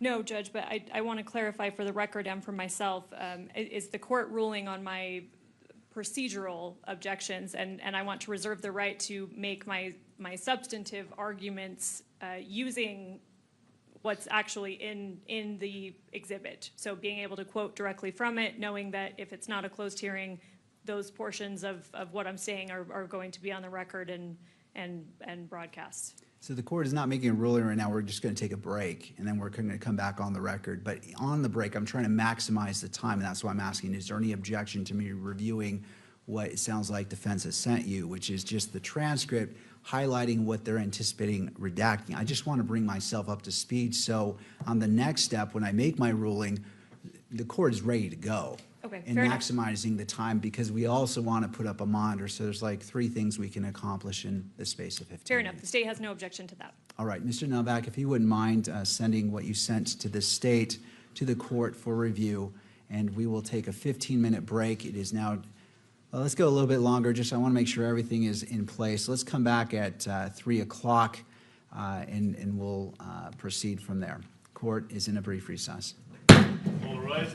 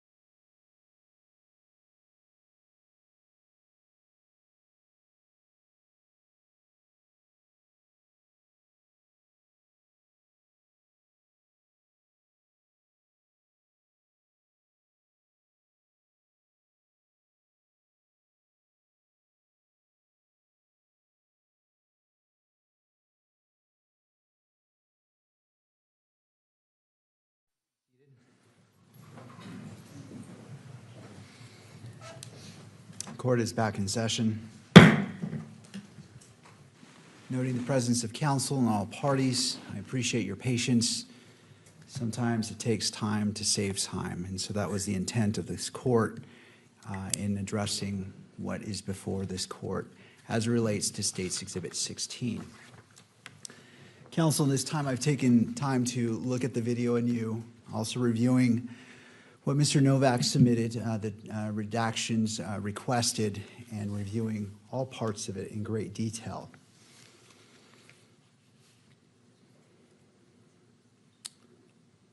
All right, I want to address the objections before me, and starting with Mr. Novak made a hearsay objection as it relates to Mr. McBride, and the court agrees, it is hearsay. At the same time, I'm only going to consider Mr. McBride's statements to provide context for the things that Lance Twiggs says and for their effects on Lance Twiggs. And as such, the hearsay objection as it relates to the statements of Mr. McBride in State's Exhibit 16 is overruled. Turning to relevance as it relates to State's Exhibit 16. And I agree in part and disagree in part as it relates to this objection. So there are portions of the transcript, or I say transcript, but what I really mean is State's Exhibit 16. And I appreciate the transcript. I found that to be helpful. It's a lot faster than trying to scroll. And so I appreciate that being provided. It was helpful to the court. And to be fair, I found it to be a true and accurate representation of the actual recording. So did I listen to every word and compare it? No, but from what I reviewed, I did not find any inconsistencies, just to put it on the record so there's no misunderstanding. But there are portions of the transcript, State's Exhibit 16, which relevance is still not clear to me. However, as the magistrate, I am able to distinguish between what is relevant to a probable cause determination and what is not. And what I take into consideration when I make my ultimate decision about probable cause, I will not take into consideration what is not relevant. So that is a constant balancing and evaluation I'm making throughout this hearing. And after this hearing, my intent is to review everything again, to be thorough. This is not a case where I'm going to be shooting from the hip in making that determination, because this is an important determination. So I will take the necessary time as is required and is as necessary to ensure that the constitutional rights of all parties are upheld. So as I'm making determinations, where I land is pages 19 and 20 of the transcript as it relates to State Exhibit 16 may contain irrelevant information, but I will reserve whether I consider those portions until I've heard the rest of the state's evidence. Therefore, as it relates to relevance, that ruling is reserved. Now, turning to the other objection, which is Rule 403, prejudice. As I am acting as a magistrate, I do not have the same concerns that my decision will be influenced by undue prejudice as that of a jury. Therefore, for purposes of admissibility, the defendant's objection is overruled. Even so, there are portions of this transcript, and again, State's Exhibit 16, that may not be admissible at trial and whose relevance I have not yet determined. In the abundance of caution and to protect the jury pool, the potential jury pool, from hearing potentially inadmissible evidence, I'm ordering that the audio cannot be published in the courtroom or on camera from page 19, timestamp 3255, until timestamp 3548. In other words, the state may publish the audio for all portions of the interview other than that one portion. And when I say audio, I mean audio and video, so both. I recognize there's approximately only 1 minute after 3548. The state can fast forward to that point it's an approximate 1 minute and 12 seconds, or may take the time to redact the video as they see fit. So where I'm landing today is up until from the beginning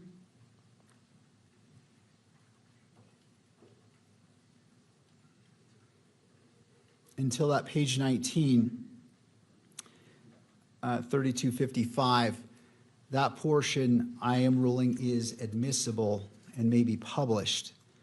Again, if the state wishes that last minute and 12 seconds to be played, they can either take the time tonight to redact what the court is not going to allow to be published. And I wish to differentiate. I'm considering it all.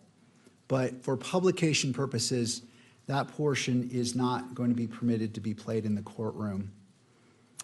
Your Honor, would you state those times again that you are ordering not to be published? I've got 32:55 to 35:48. Right. Those are the two timestamps for that. And I hope that's helpful as both parties are trying to review on the transcript and State's Exhibit 16. And that's from 32:55 to 35:48. Right. Okay, thank you. Is not publishable in the courtroom or on to be broadcast. Finally, I want to recognize both parties wanted the benefit of the record to be more specific in their arguments concerning their objections. So if those arguments pertain to timestamp 3255 through timestamp 3548, I'm willing to allow you to do that in a closed hearing. Please be mindful of the time and keep your argument succinct. With that in mind, do the parties have any arguments they feel I have not considered in my ruling that require a closed hearing?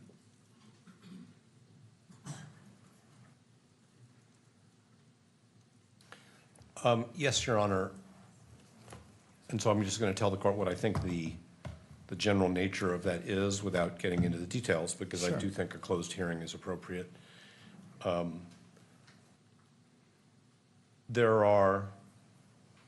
Setting aside the 1102 issue and objections, there are statements in this video by Mr. Twiggs attributed to Mr. Robinson. Okay? Mr. Robinson said. There are two other exhibits, which I've said before, I'm confident the state will offer, which Mr. Twiggs says in this video, those are statements by Mr. Robinson. Okay? I will acknowledge that separate and apart from 1102, the statements of a party opponent are admissible if relevant. In fact, they're not even hearsay, right? They're excluded from the hearsay rule. But the question is whether statements of Mr. Robinson of the nature that I'm referring to can be published, not considered by the court, but published without violating Mr. Robinson's 14th Amendment due process rights. And it is our view, as we have said in our earlier papers, that the answer is no. Publication, especially in the way this proceeding is being published, would violate Mr. Robinson's due process rights under the 14th Amendment. We previously cited, and the reason why I'm saying this again is not to reiterate something just because if you say it twice, it means something different, but because my colleagues have suggested that maybe my argument earlier was not clear enough. And so I want to make sure it is clear so that the court makes a decision based on the arguments of counsel.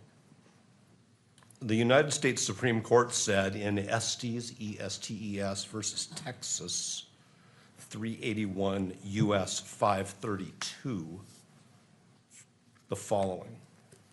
In Rideau versus Louisiana, and that's R-I-D-E-A-U, this court constructed a rule that the televising of a defendant in the act of confessing to a crime was inherently invalid under the Due Process Clause of the 14th Amendment, even without a showing of prejudice or a demonstration of the nexus between the televised confession and the trial. I am not calling the statements of Mr. Robinson confessions, but that is what the state will call them. And so there are portions of this exhibit and the other exhibits that I've referred to which implicate Mr. Robinson's right not to have what the state calls a confession televised. This court has authorized the televising of this proceeding. And there are reporters in this courtroom who will go outside and speak on what we used to call television. That opinion was from the 60s. Now we have other forms of technology, but I'm just going to use what the Supreme Court says because it's the Supreme Court. So we are very concerned that the publication beyond this court's eyes of what the state will call confessions at trial violates Mr. Robinson's due process rights right here and now today. And I know that we said that before in the litigation, but now we're exhibit specific.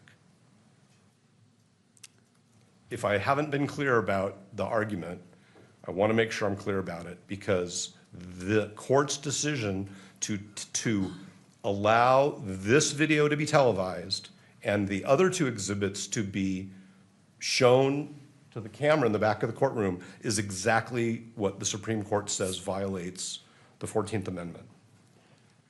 So, and I appreciate that clarity, and perhaps, and again, if you want to go into closed hearing, we can do so, or if you want to refer to the pages. So I want to know exactly what you're referring to, whether it's in that 3255 through 3548, which is being excluded, or is it in the It is not. It is earlier, and it's also the two other anticipated exhibits. So we may as well deal with all of it at the same time. It's probably easier to do it in a closed proceeding because nobody has to be obtuse. I don't have to be obtuse in order to protect my client's rights. No, I appreciate that. And it actually prompts, in order for me to get to that, I do want to ask the state, are you intending to introduce the text messages as an exhibit in this proceeding, the preliminary hearing?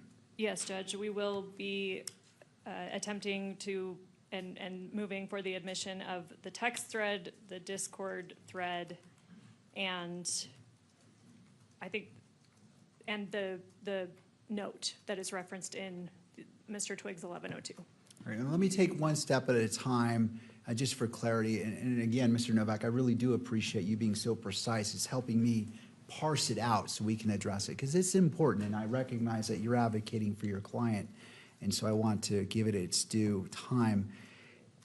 The text messages, from my understanding, and either side weigh in, my understanding that those were released to the public months ago in their entirety.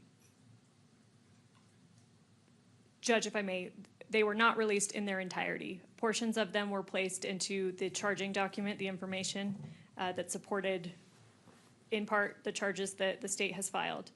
We did not put the entirety of them in. And now we wish to publish more of them than were included in the charging document. I see. For some reason, I thought it was as part of an exhibit for a motion, but Mr. Novak, I'm not sure if that's ringing any bells. I'm aware of the issue that the court is commenting on. I think the state needs to account for its decision to publish text messages that directly implicate the Supreme Court law that we're talking about. And don't want to pretend that I can anticipate what the court's concerns are, but that doesn't cure republication on television of what the state will call a confession in this proceeding. So in other words, this is not like, oh, the cat's out of the bag or the barn door's open. This is another opportunity to violate Mr. Robinson's constitutional rights. And I'm not at all suggesting that somebody is intending to do that, certainly not the court, and I'm confident that the state's counsel would never intend to do that, but that would be the consequence of further televising what the state refers to as, previously referred to as confessions, and certainly would refer to here in this proceeding as confessions. We are so acknowledging that they are statements of a party.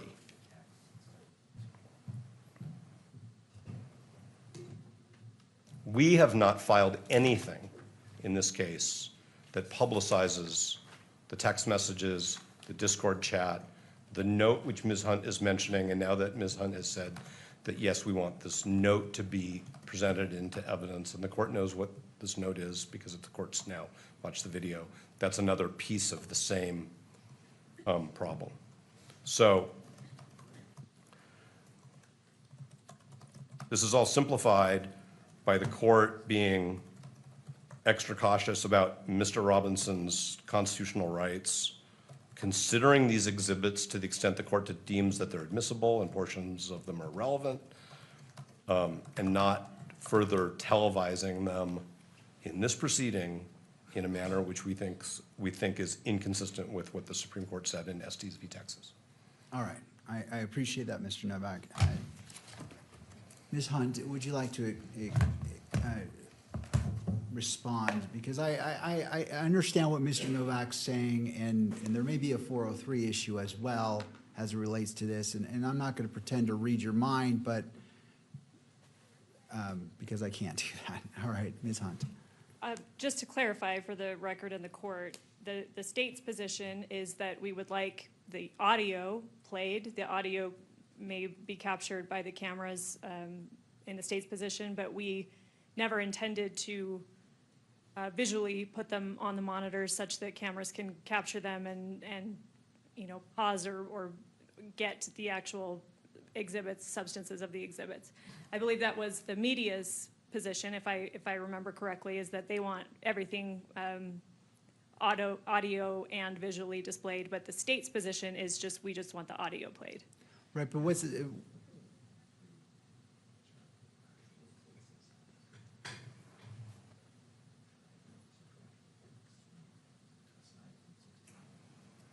So I'm just focused on 16 right now. Okay, yes, and that's the state's position with regards to Exhibit 16. All right, so help me understand, what's the difference if the audio's played or the video's played on what the court is identifying is, well, first of all, 16 is admitted, so that threshold has been met, but we're dealing with the publication in regards to what is publicized, because this is going to Mr. Novak's argument about publicizing that is different than the court simply reviewing it in its own privacy. I don't want to misstate your argument, but I believe that was one of the distinctions you made.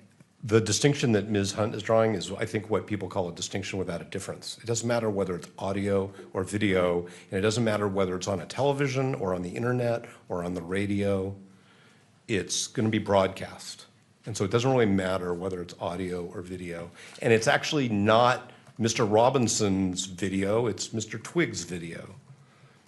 And when the court mentioned 403, yes, I think the court did accurately read my mind, which is fine with me, but it's unfair prejudice of a constitutional dimension, and 403 is a rule of evidence.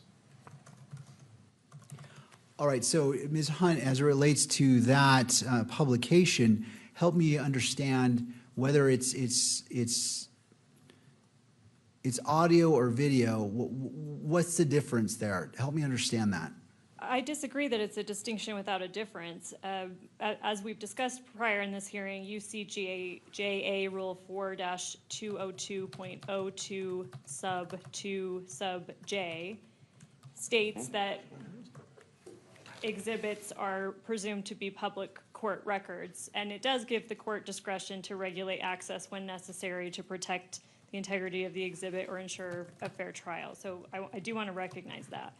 But that discretion should be exercised narrowly, as we've talked about before with publication regarding this case.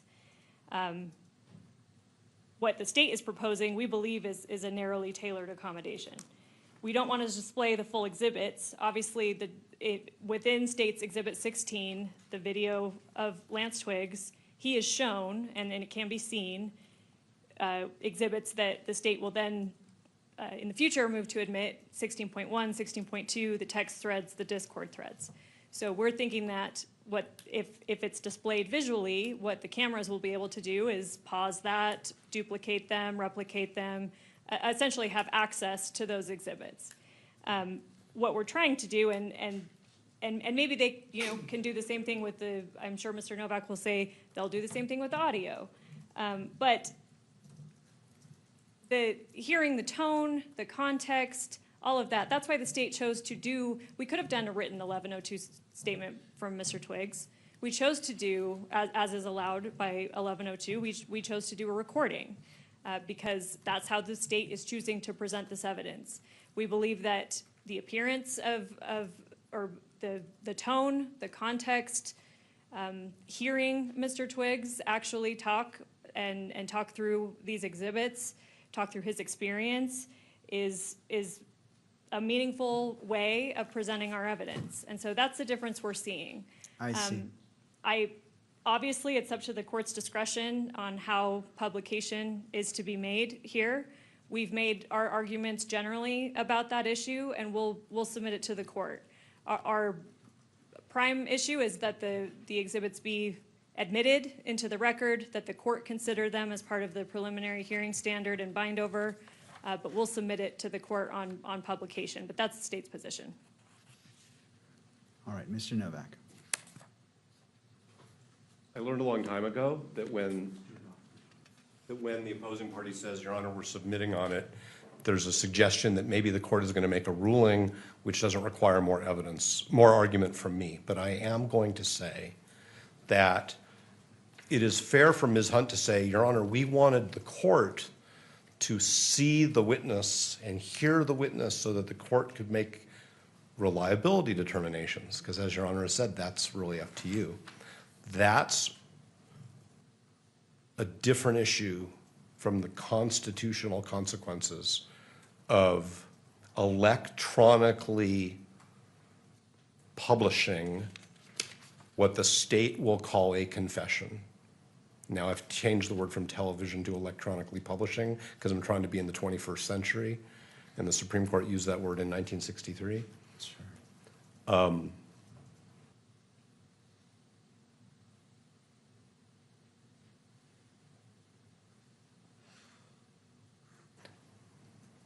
Citation to state standards for what is or is not a public document are not the issue. There's a constitutional issue here.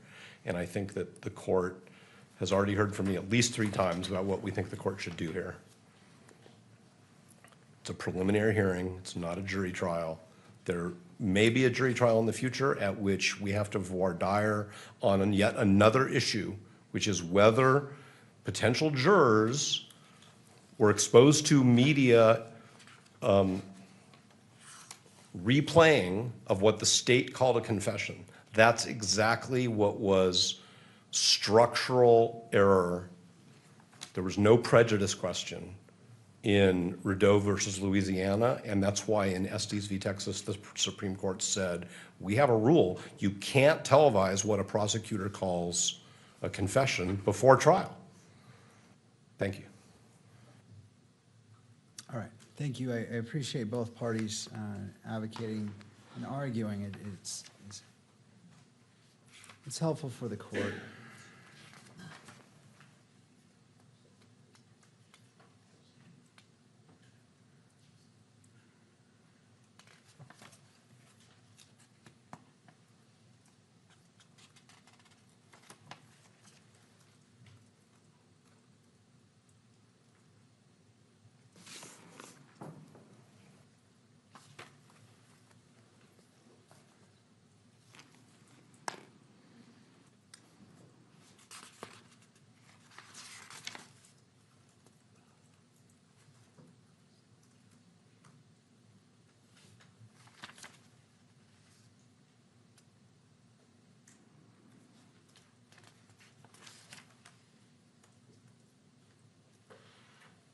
All right, so in taking in consideration the argument, which again, I appreciate the parties articulating, the further edits that the court is going to require to be redacted, starting on page 8, and I apologize, I don't have a timestamp. Starting on page 8,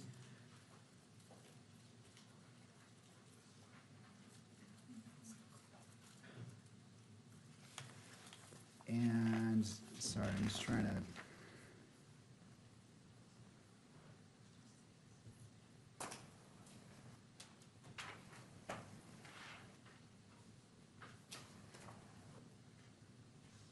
Sorry, starting on page 7, right after, it's at 8.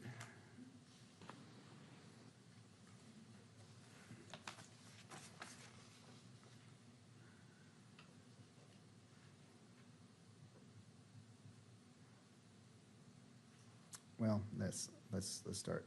Starting on page 6.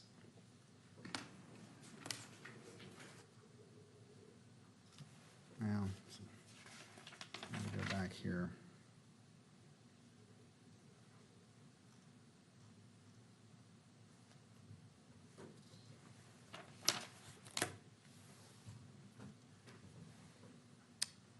Starting on page 6, after 6 minutes and 56 seconds.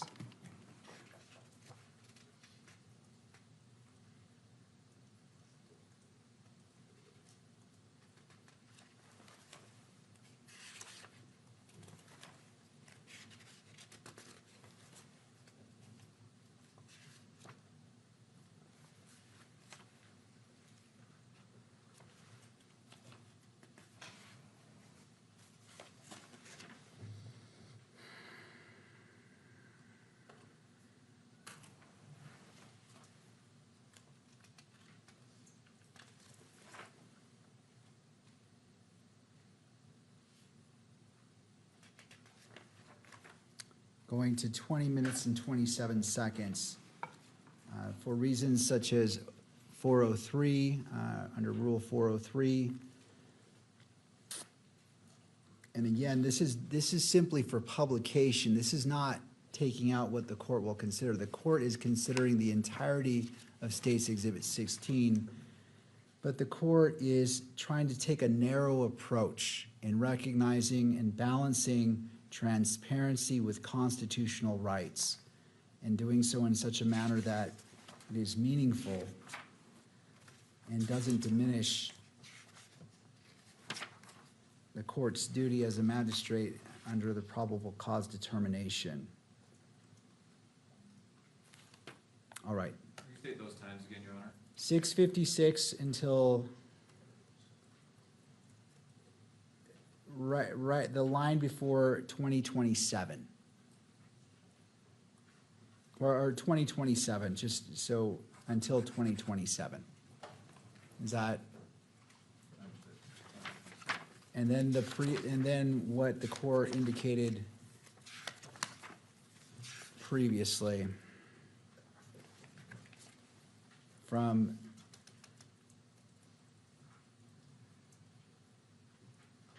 $32.55 until $35.48. And I apologize, Judge, just to clarify, these timestamps that you just gave, the 32:55 to 35:48 and 6:56 to 20:27, those are just not being published, but they have been admitted for Your Honor's consideration. Right, so kind of going through my 3-step process. Exhibit 16, it's an entirety, not the transcript, but because the exhibit is not the transcript. The exhibit is the video. That has been admitted in its entirety for the court's determination as it relates to this case. So what I'm talking about here is this is only what will be published in the courtroom and and captured by the video. Is the differentiation. So what's being redacted, for the lack of a better word, or cut out is what's going to be published in the courtroom, not what the court's going to consider. The court's considering it in its entirety. The court's not going to redact anything in here. It's going to make its own determinations in regards to relevance, everything that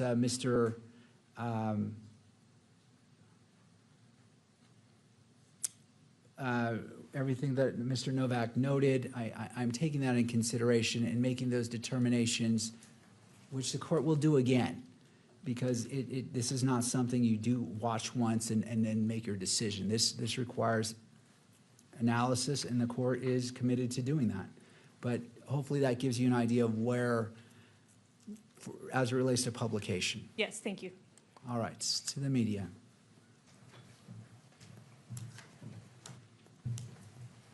Thank you, Your Honor. I know how much time the court's already dedicated to considering this, and I appreciate the additional time being afforded the media. There's just two additional things that I wanted to mention to the court. I do want to reiterate the point that I made before about the fact that if this is, in fact, a key consideration that the court is entering into when trying to make the determination that it is going to make at the conclusion of this hearing, Utah case law, including the Archuleta case, that the defense has referred to over and over again, stresses that the same considerations that urge for access to a preliminary hearing itself, allowing the proceedings to be televised, allowing people to be in the courtroom, also advocate for access to documents on which the court bases its ruling. Disclosing documents used, this is from Archuleta on page 238 to 239. Disclosing documents used by courts in reaching a decision in a preliminary hearing will discourage decisions based on improper means and will promote conscientious performance by all officials involved in the criminal justice system. Therefore, providing a presumptive right of access to documents filed in connection with preliminary hearings can play a significant positive role in the functioning of that process. I want to reiterate the belief that providing access to the documents on which the court bases its decision in this proceeding is critical.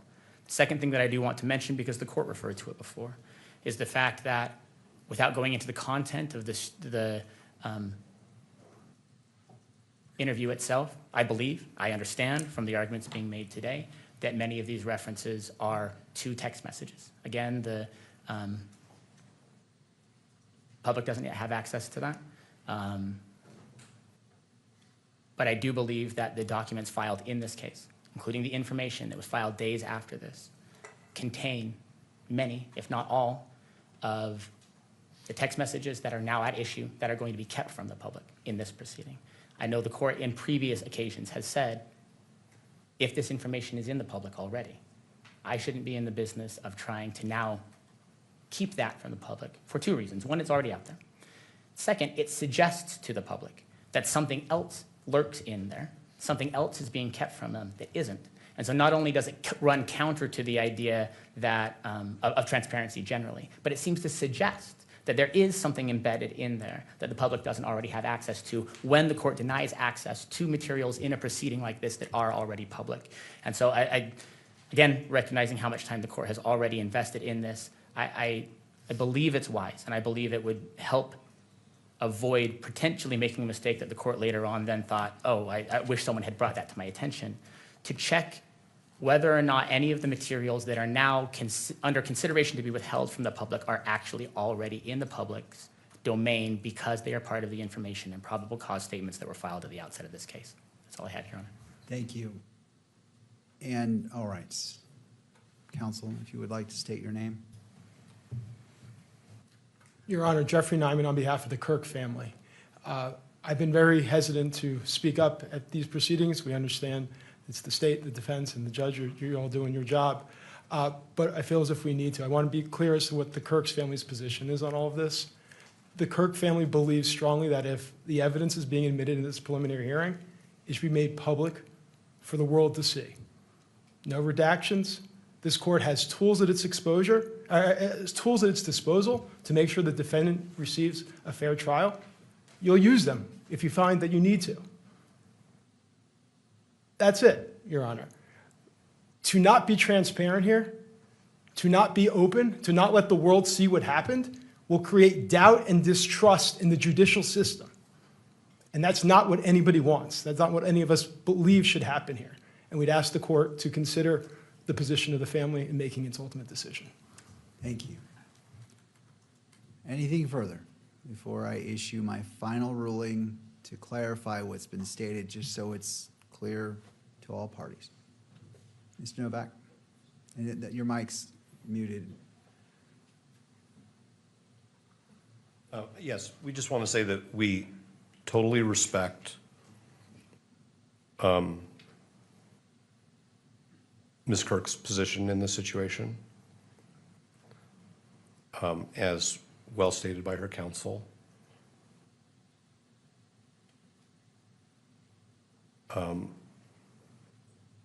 Media counsel's suggestion that because the state, in our view, improperly disclosed what the state is going to call a confession in charging documents does not mean that this court can just let it go.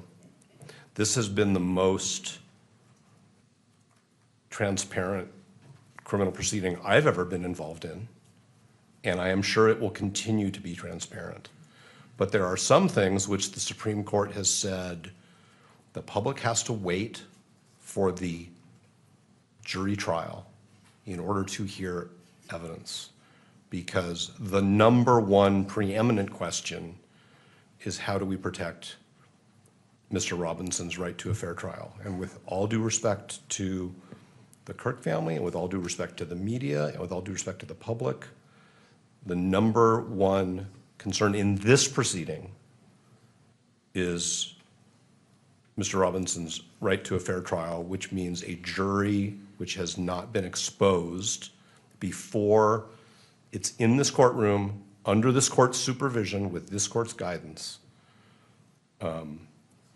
to pretrial information of this nature. All right, I do have a follow-up question for you, Mr. Novak, returning to the Estes case. It's an important point. I want to make sure I fully understand it before I issue my final ruling. My understanding is Estes cited to a dissenting opinion in Rideau. Rideau, yes. Rideau, my French is bad. Mine too. That constructed a rule that publicizing a confession runs afoul of the 14th Amendment. But that didn't appear to be the holding. It was, the opinion talked about coerced confessions being put out to the public. Could you cite to Estes that supports? The portion that the court is looking at is exactly what I would read to the court. It says, we constructed a rule.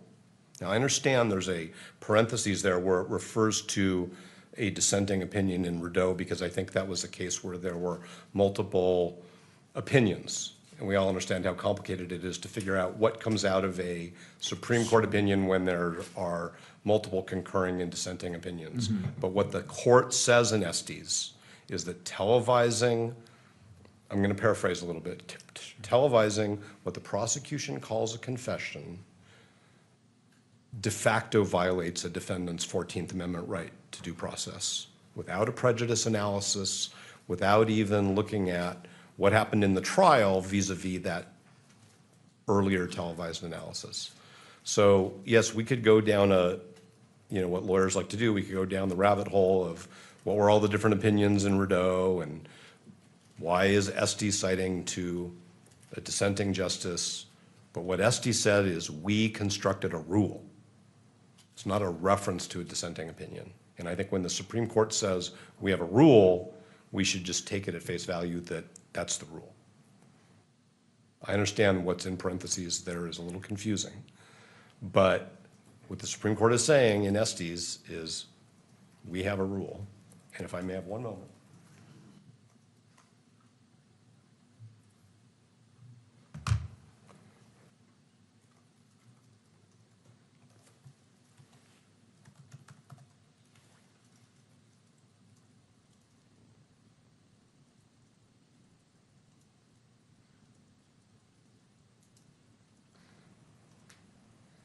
The Estes opinion was written by Justice Clark. There was a concurrence by Chief Justice Warren, Mr. Justice Douglas, Mr. Justice Goldberg, and then there were dissents by Justices Stewart, Black, Brennan, and White. So we could spend some time deconstructing that, but it's a 5-4 opinion of the United States Supreme Court saying what rule they adopted in Rideau versus Louisiana. It's a 5-4 opinion. And I would have to sit down with the cases, just like Your Honor probably is wishing it had time to do right now. The court had time to do right now, but it's a 5-4 opinion of the United States Supreme Court saying what the holding in Rideau is. Thank you. All right, I appreciate that guidance, Mr. Novak. So Taking into consideration all the factors, the previous edits, starting at, I believe I said, starting at 6 minutes and 56 seconds, going to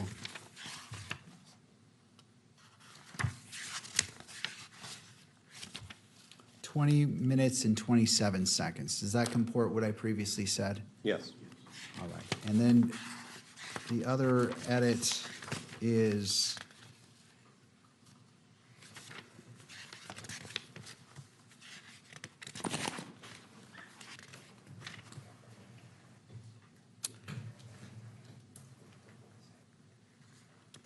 from 32:55 until 35:48. Does that comport with what I previously said? Yes. All right. And then from 35:48 to the remainder 37 can be included. So there is that gap, but that can be included. And part of the reason in responding to the media, and it's an important point, and to the representative for victim representative Erica Kirk, is I recognize the importance of transparency. I also recognize the importance of balancing constitutional rights, and it is a fine line.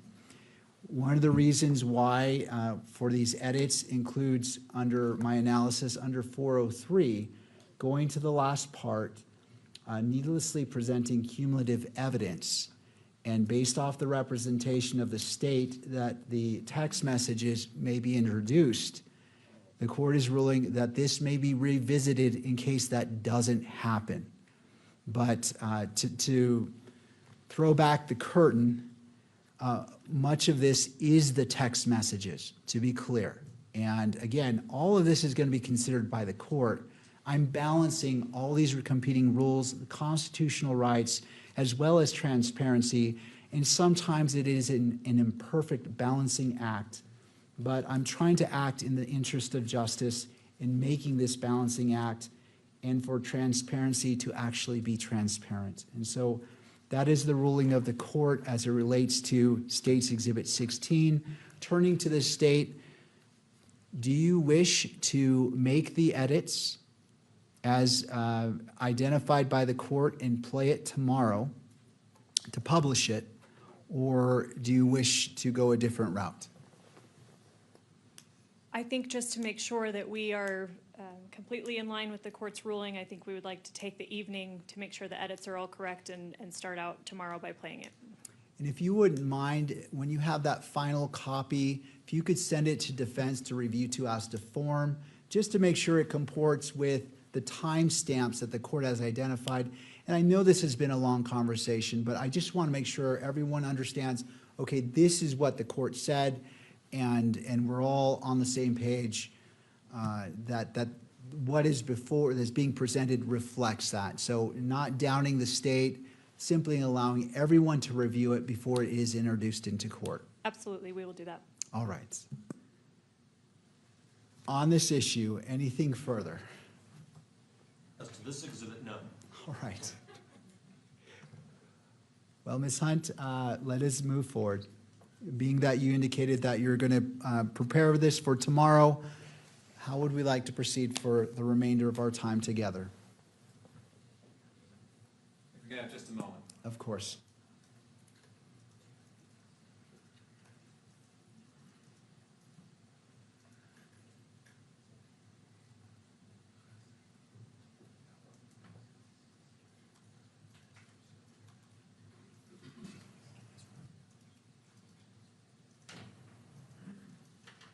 And I know the state's engaged, but if someone could send a copy of that to the court after it's been reviewed by counsel, so the court can review it to double check that it comports with what I said, to make sure that it reflects what I was intending to reflect. That way we can save time as well.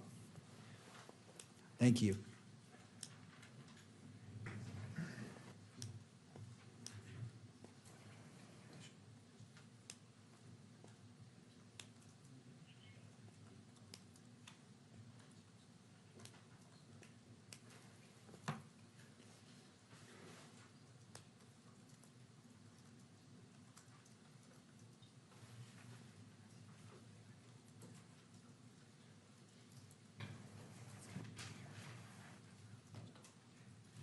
Judge, it's the state's position that we close for today, come back once those edits have been made. We can start tomorrow with that and proceed from there. All right.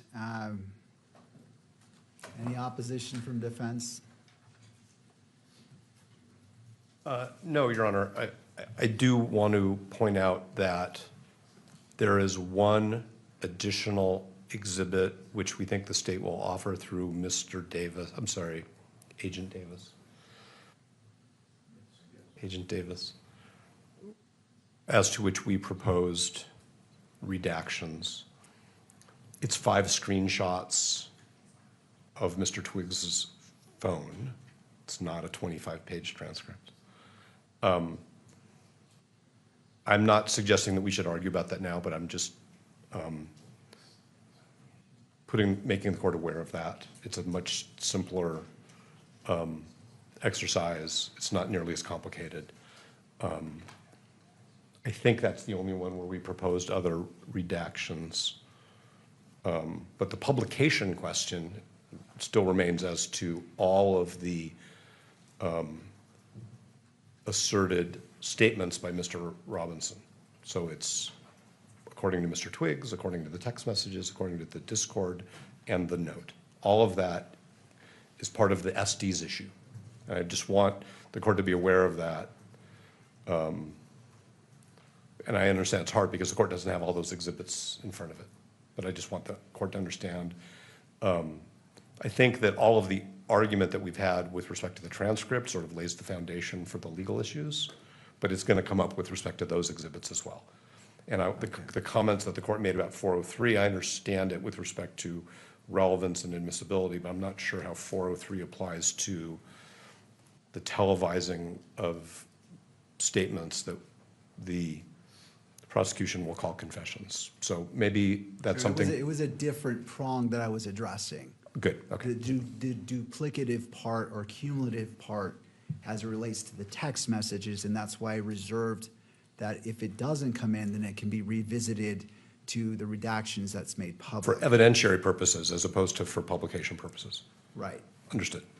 Right. But if the court wants to recess, we have no problem with that. And so just going to your point, and again, trying to maximize our efficiency, given your arguments, which you articulated well, would you mind perhaps preparing a memorandum or a short brief that can help us move forward? Because I want to look at in detail what you're citing to. It's difficult on the fly to jump into SDs and go to a portion, and I want to give your argument full consideration. It's a suggestion if you can. I know you're extremely busy, but it may be helpful if you choose to. If you choose not to, I will certainly allow the time for it to argument. I just want to make sure I'm fully up to speed as opposed to trying to shoot from the hip there. When the court says, I'd like to know which exhibits and what the legal issues are ahead of time, so that at 9 a.m. the court has already had an opportunity to understand what's coming, we're happy to do that. And I'll try to get something to the court by 8 a.m. I appreciate that. Thank No you, problem. Mr. Novak. And if you would mind, obviously, sending a copy to the state as well. Oh, of so it's course, not of course. Ex parte. All right. So, is the court referring to a formal filing? No, just if A you bench want memo. a bench memo, and that all sides can have a take a look at, just to prepare, again, in light of efficiency and trying to maximize our time and give as much weight and time to addressing these issues fully, as opposed to trying to hit them at the moment and doing a deep dive when it's a little bit more difficult. So Happy to do so. If you'd like to, I would entertain that to the state. If you want to confer and talk to see where you are and want to do the same, certainly you are entitled to do so as well. I think we plan on doing that. Thank you, Judge. All right. All right, is there anything else for this afternoon? Not from the state. All right, to defense. No, thank you very much for your time, Your Honor. All right. Court will be in recess until 9 o'clock tomorrow morning. All right.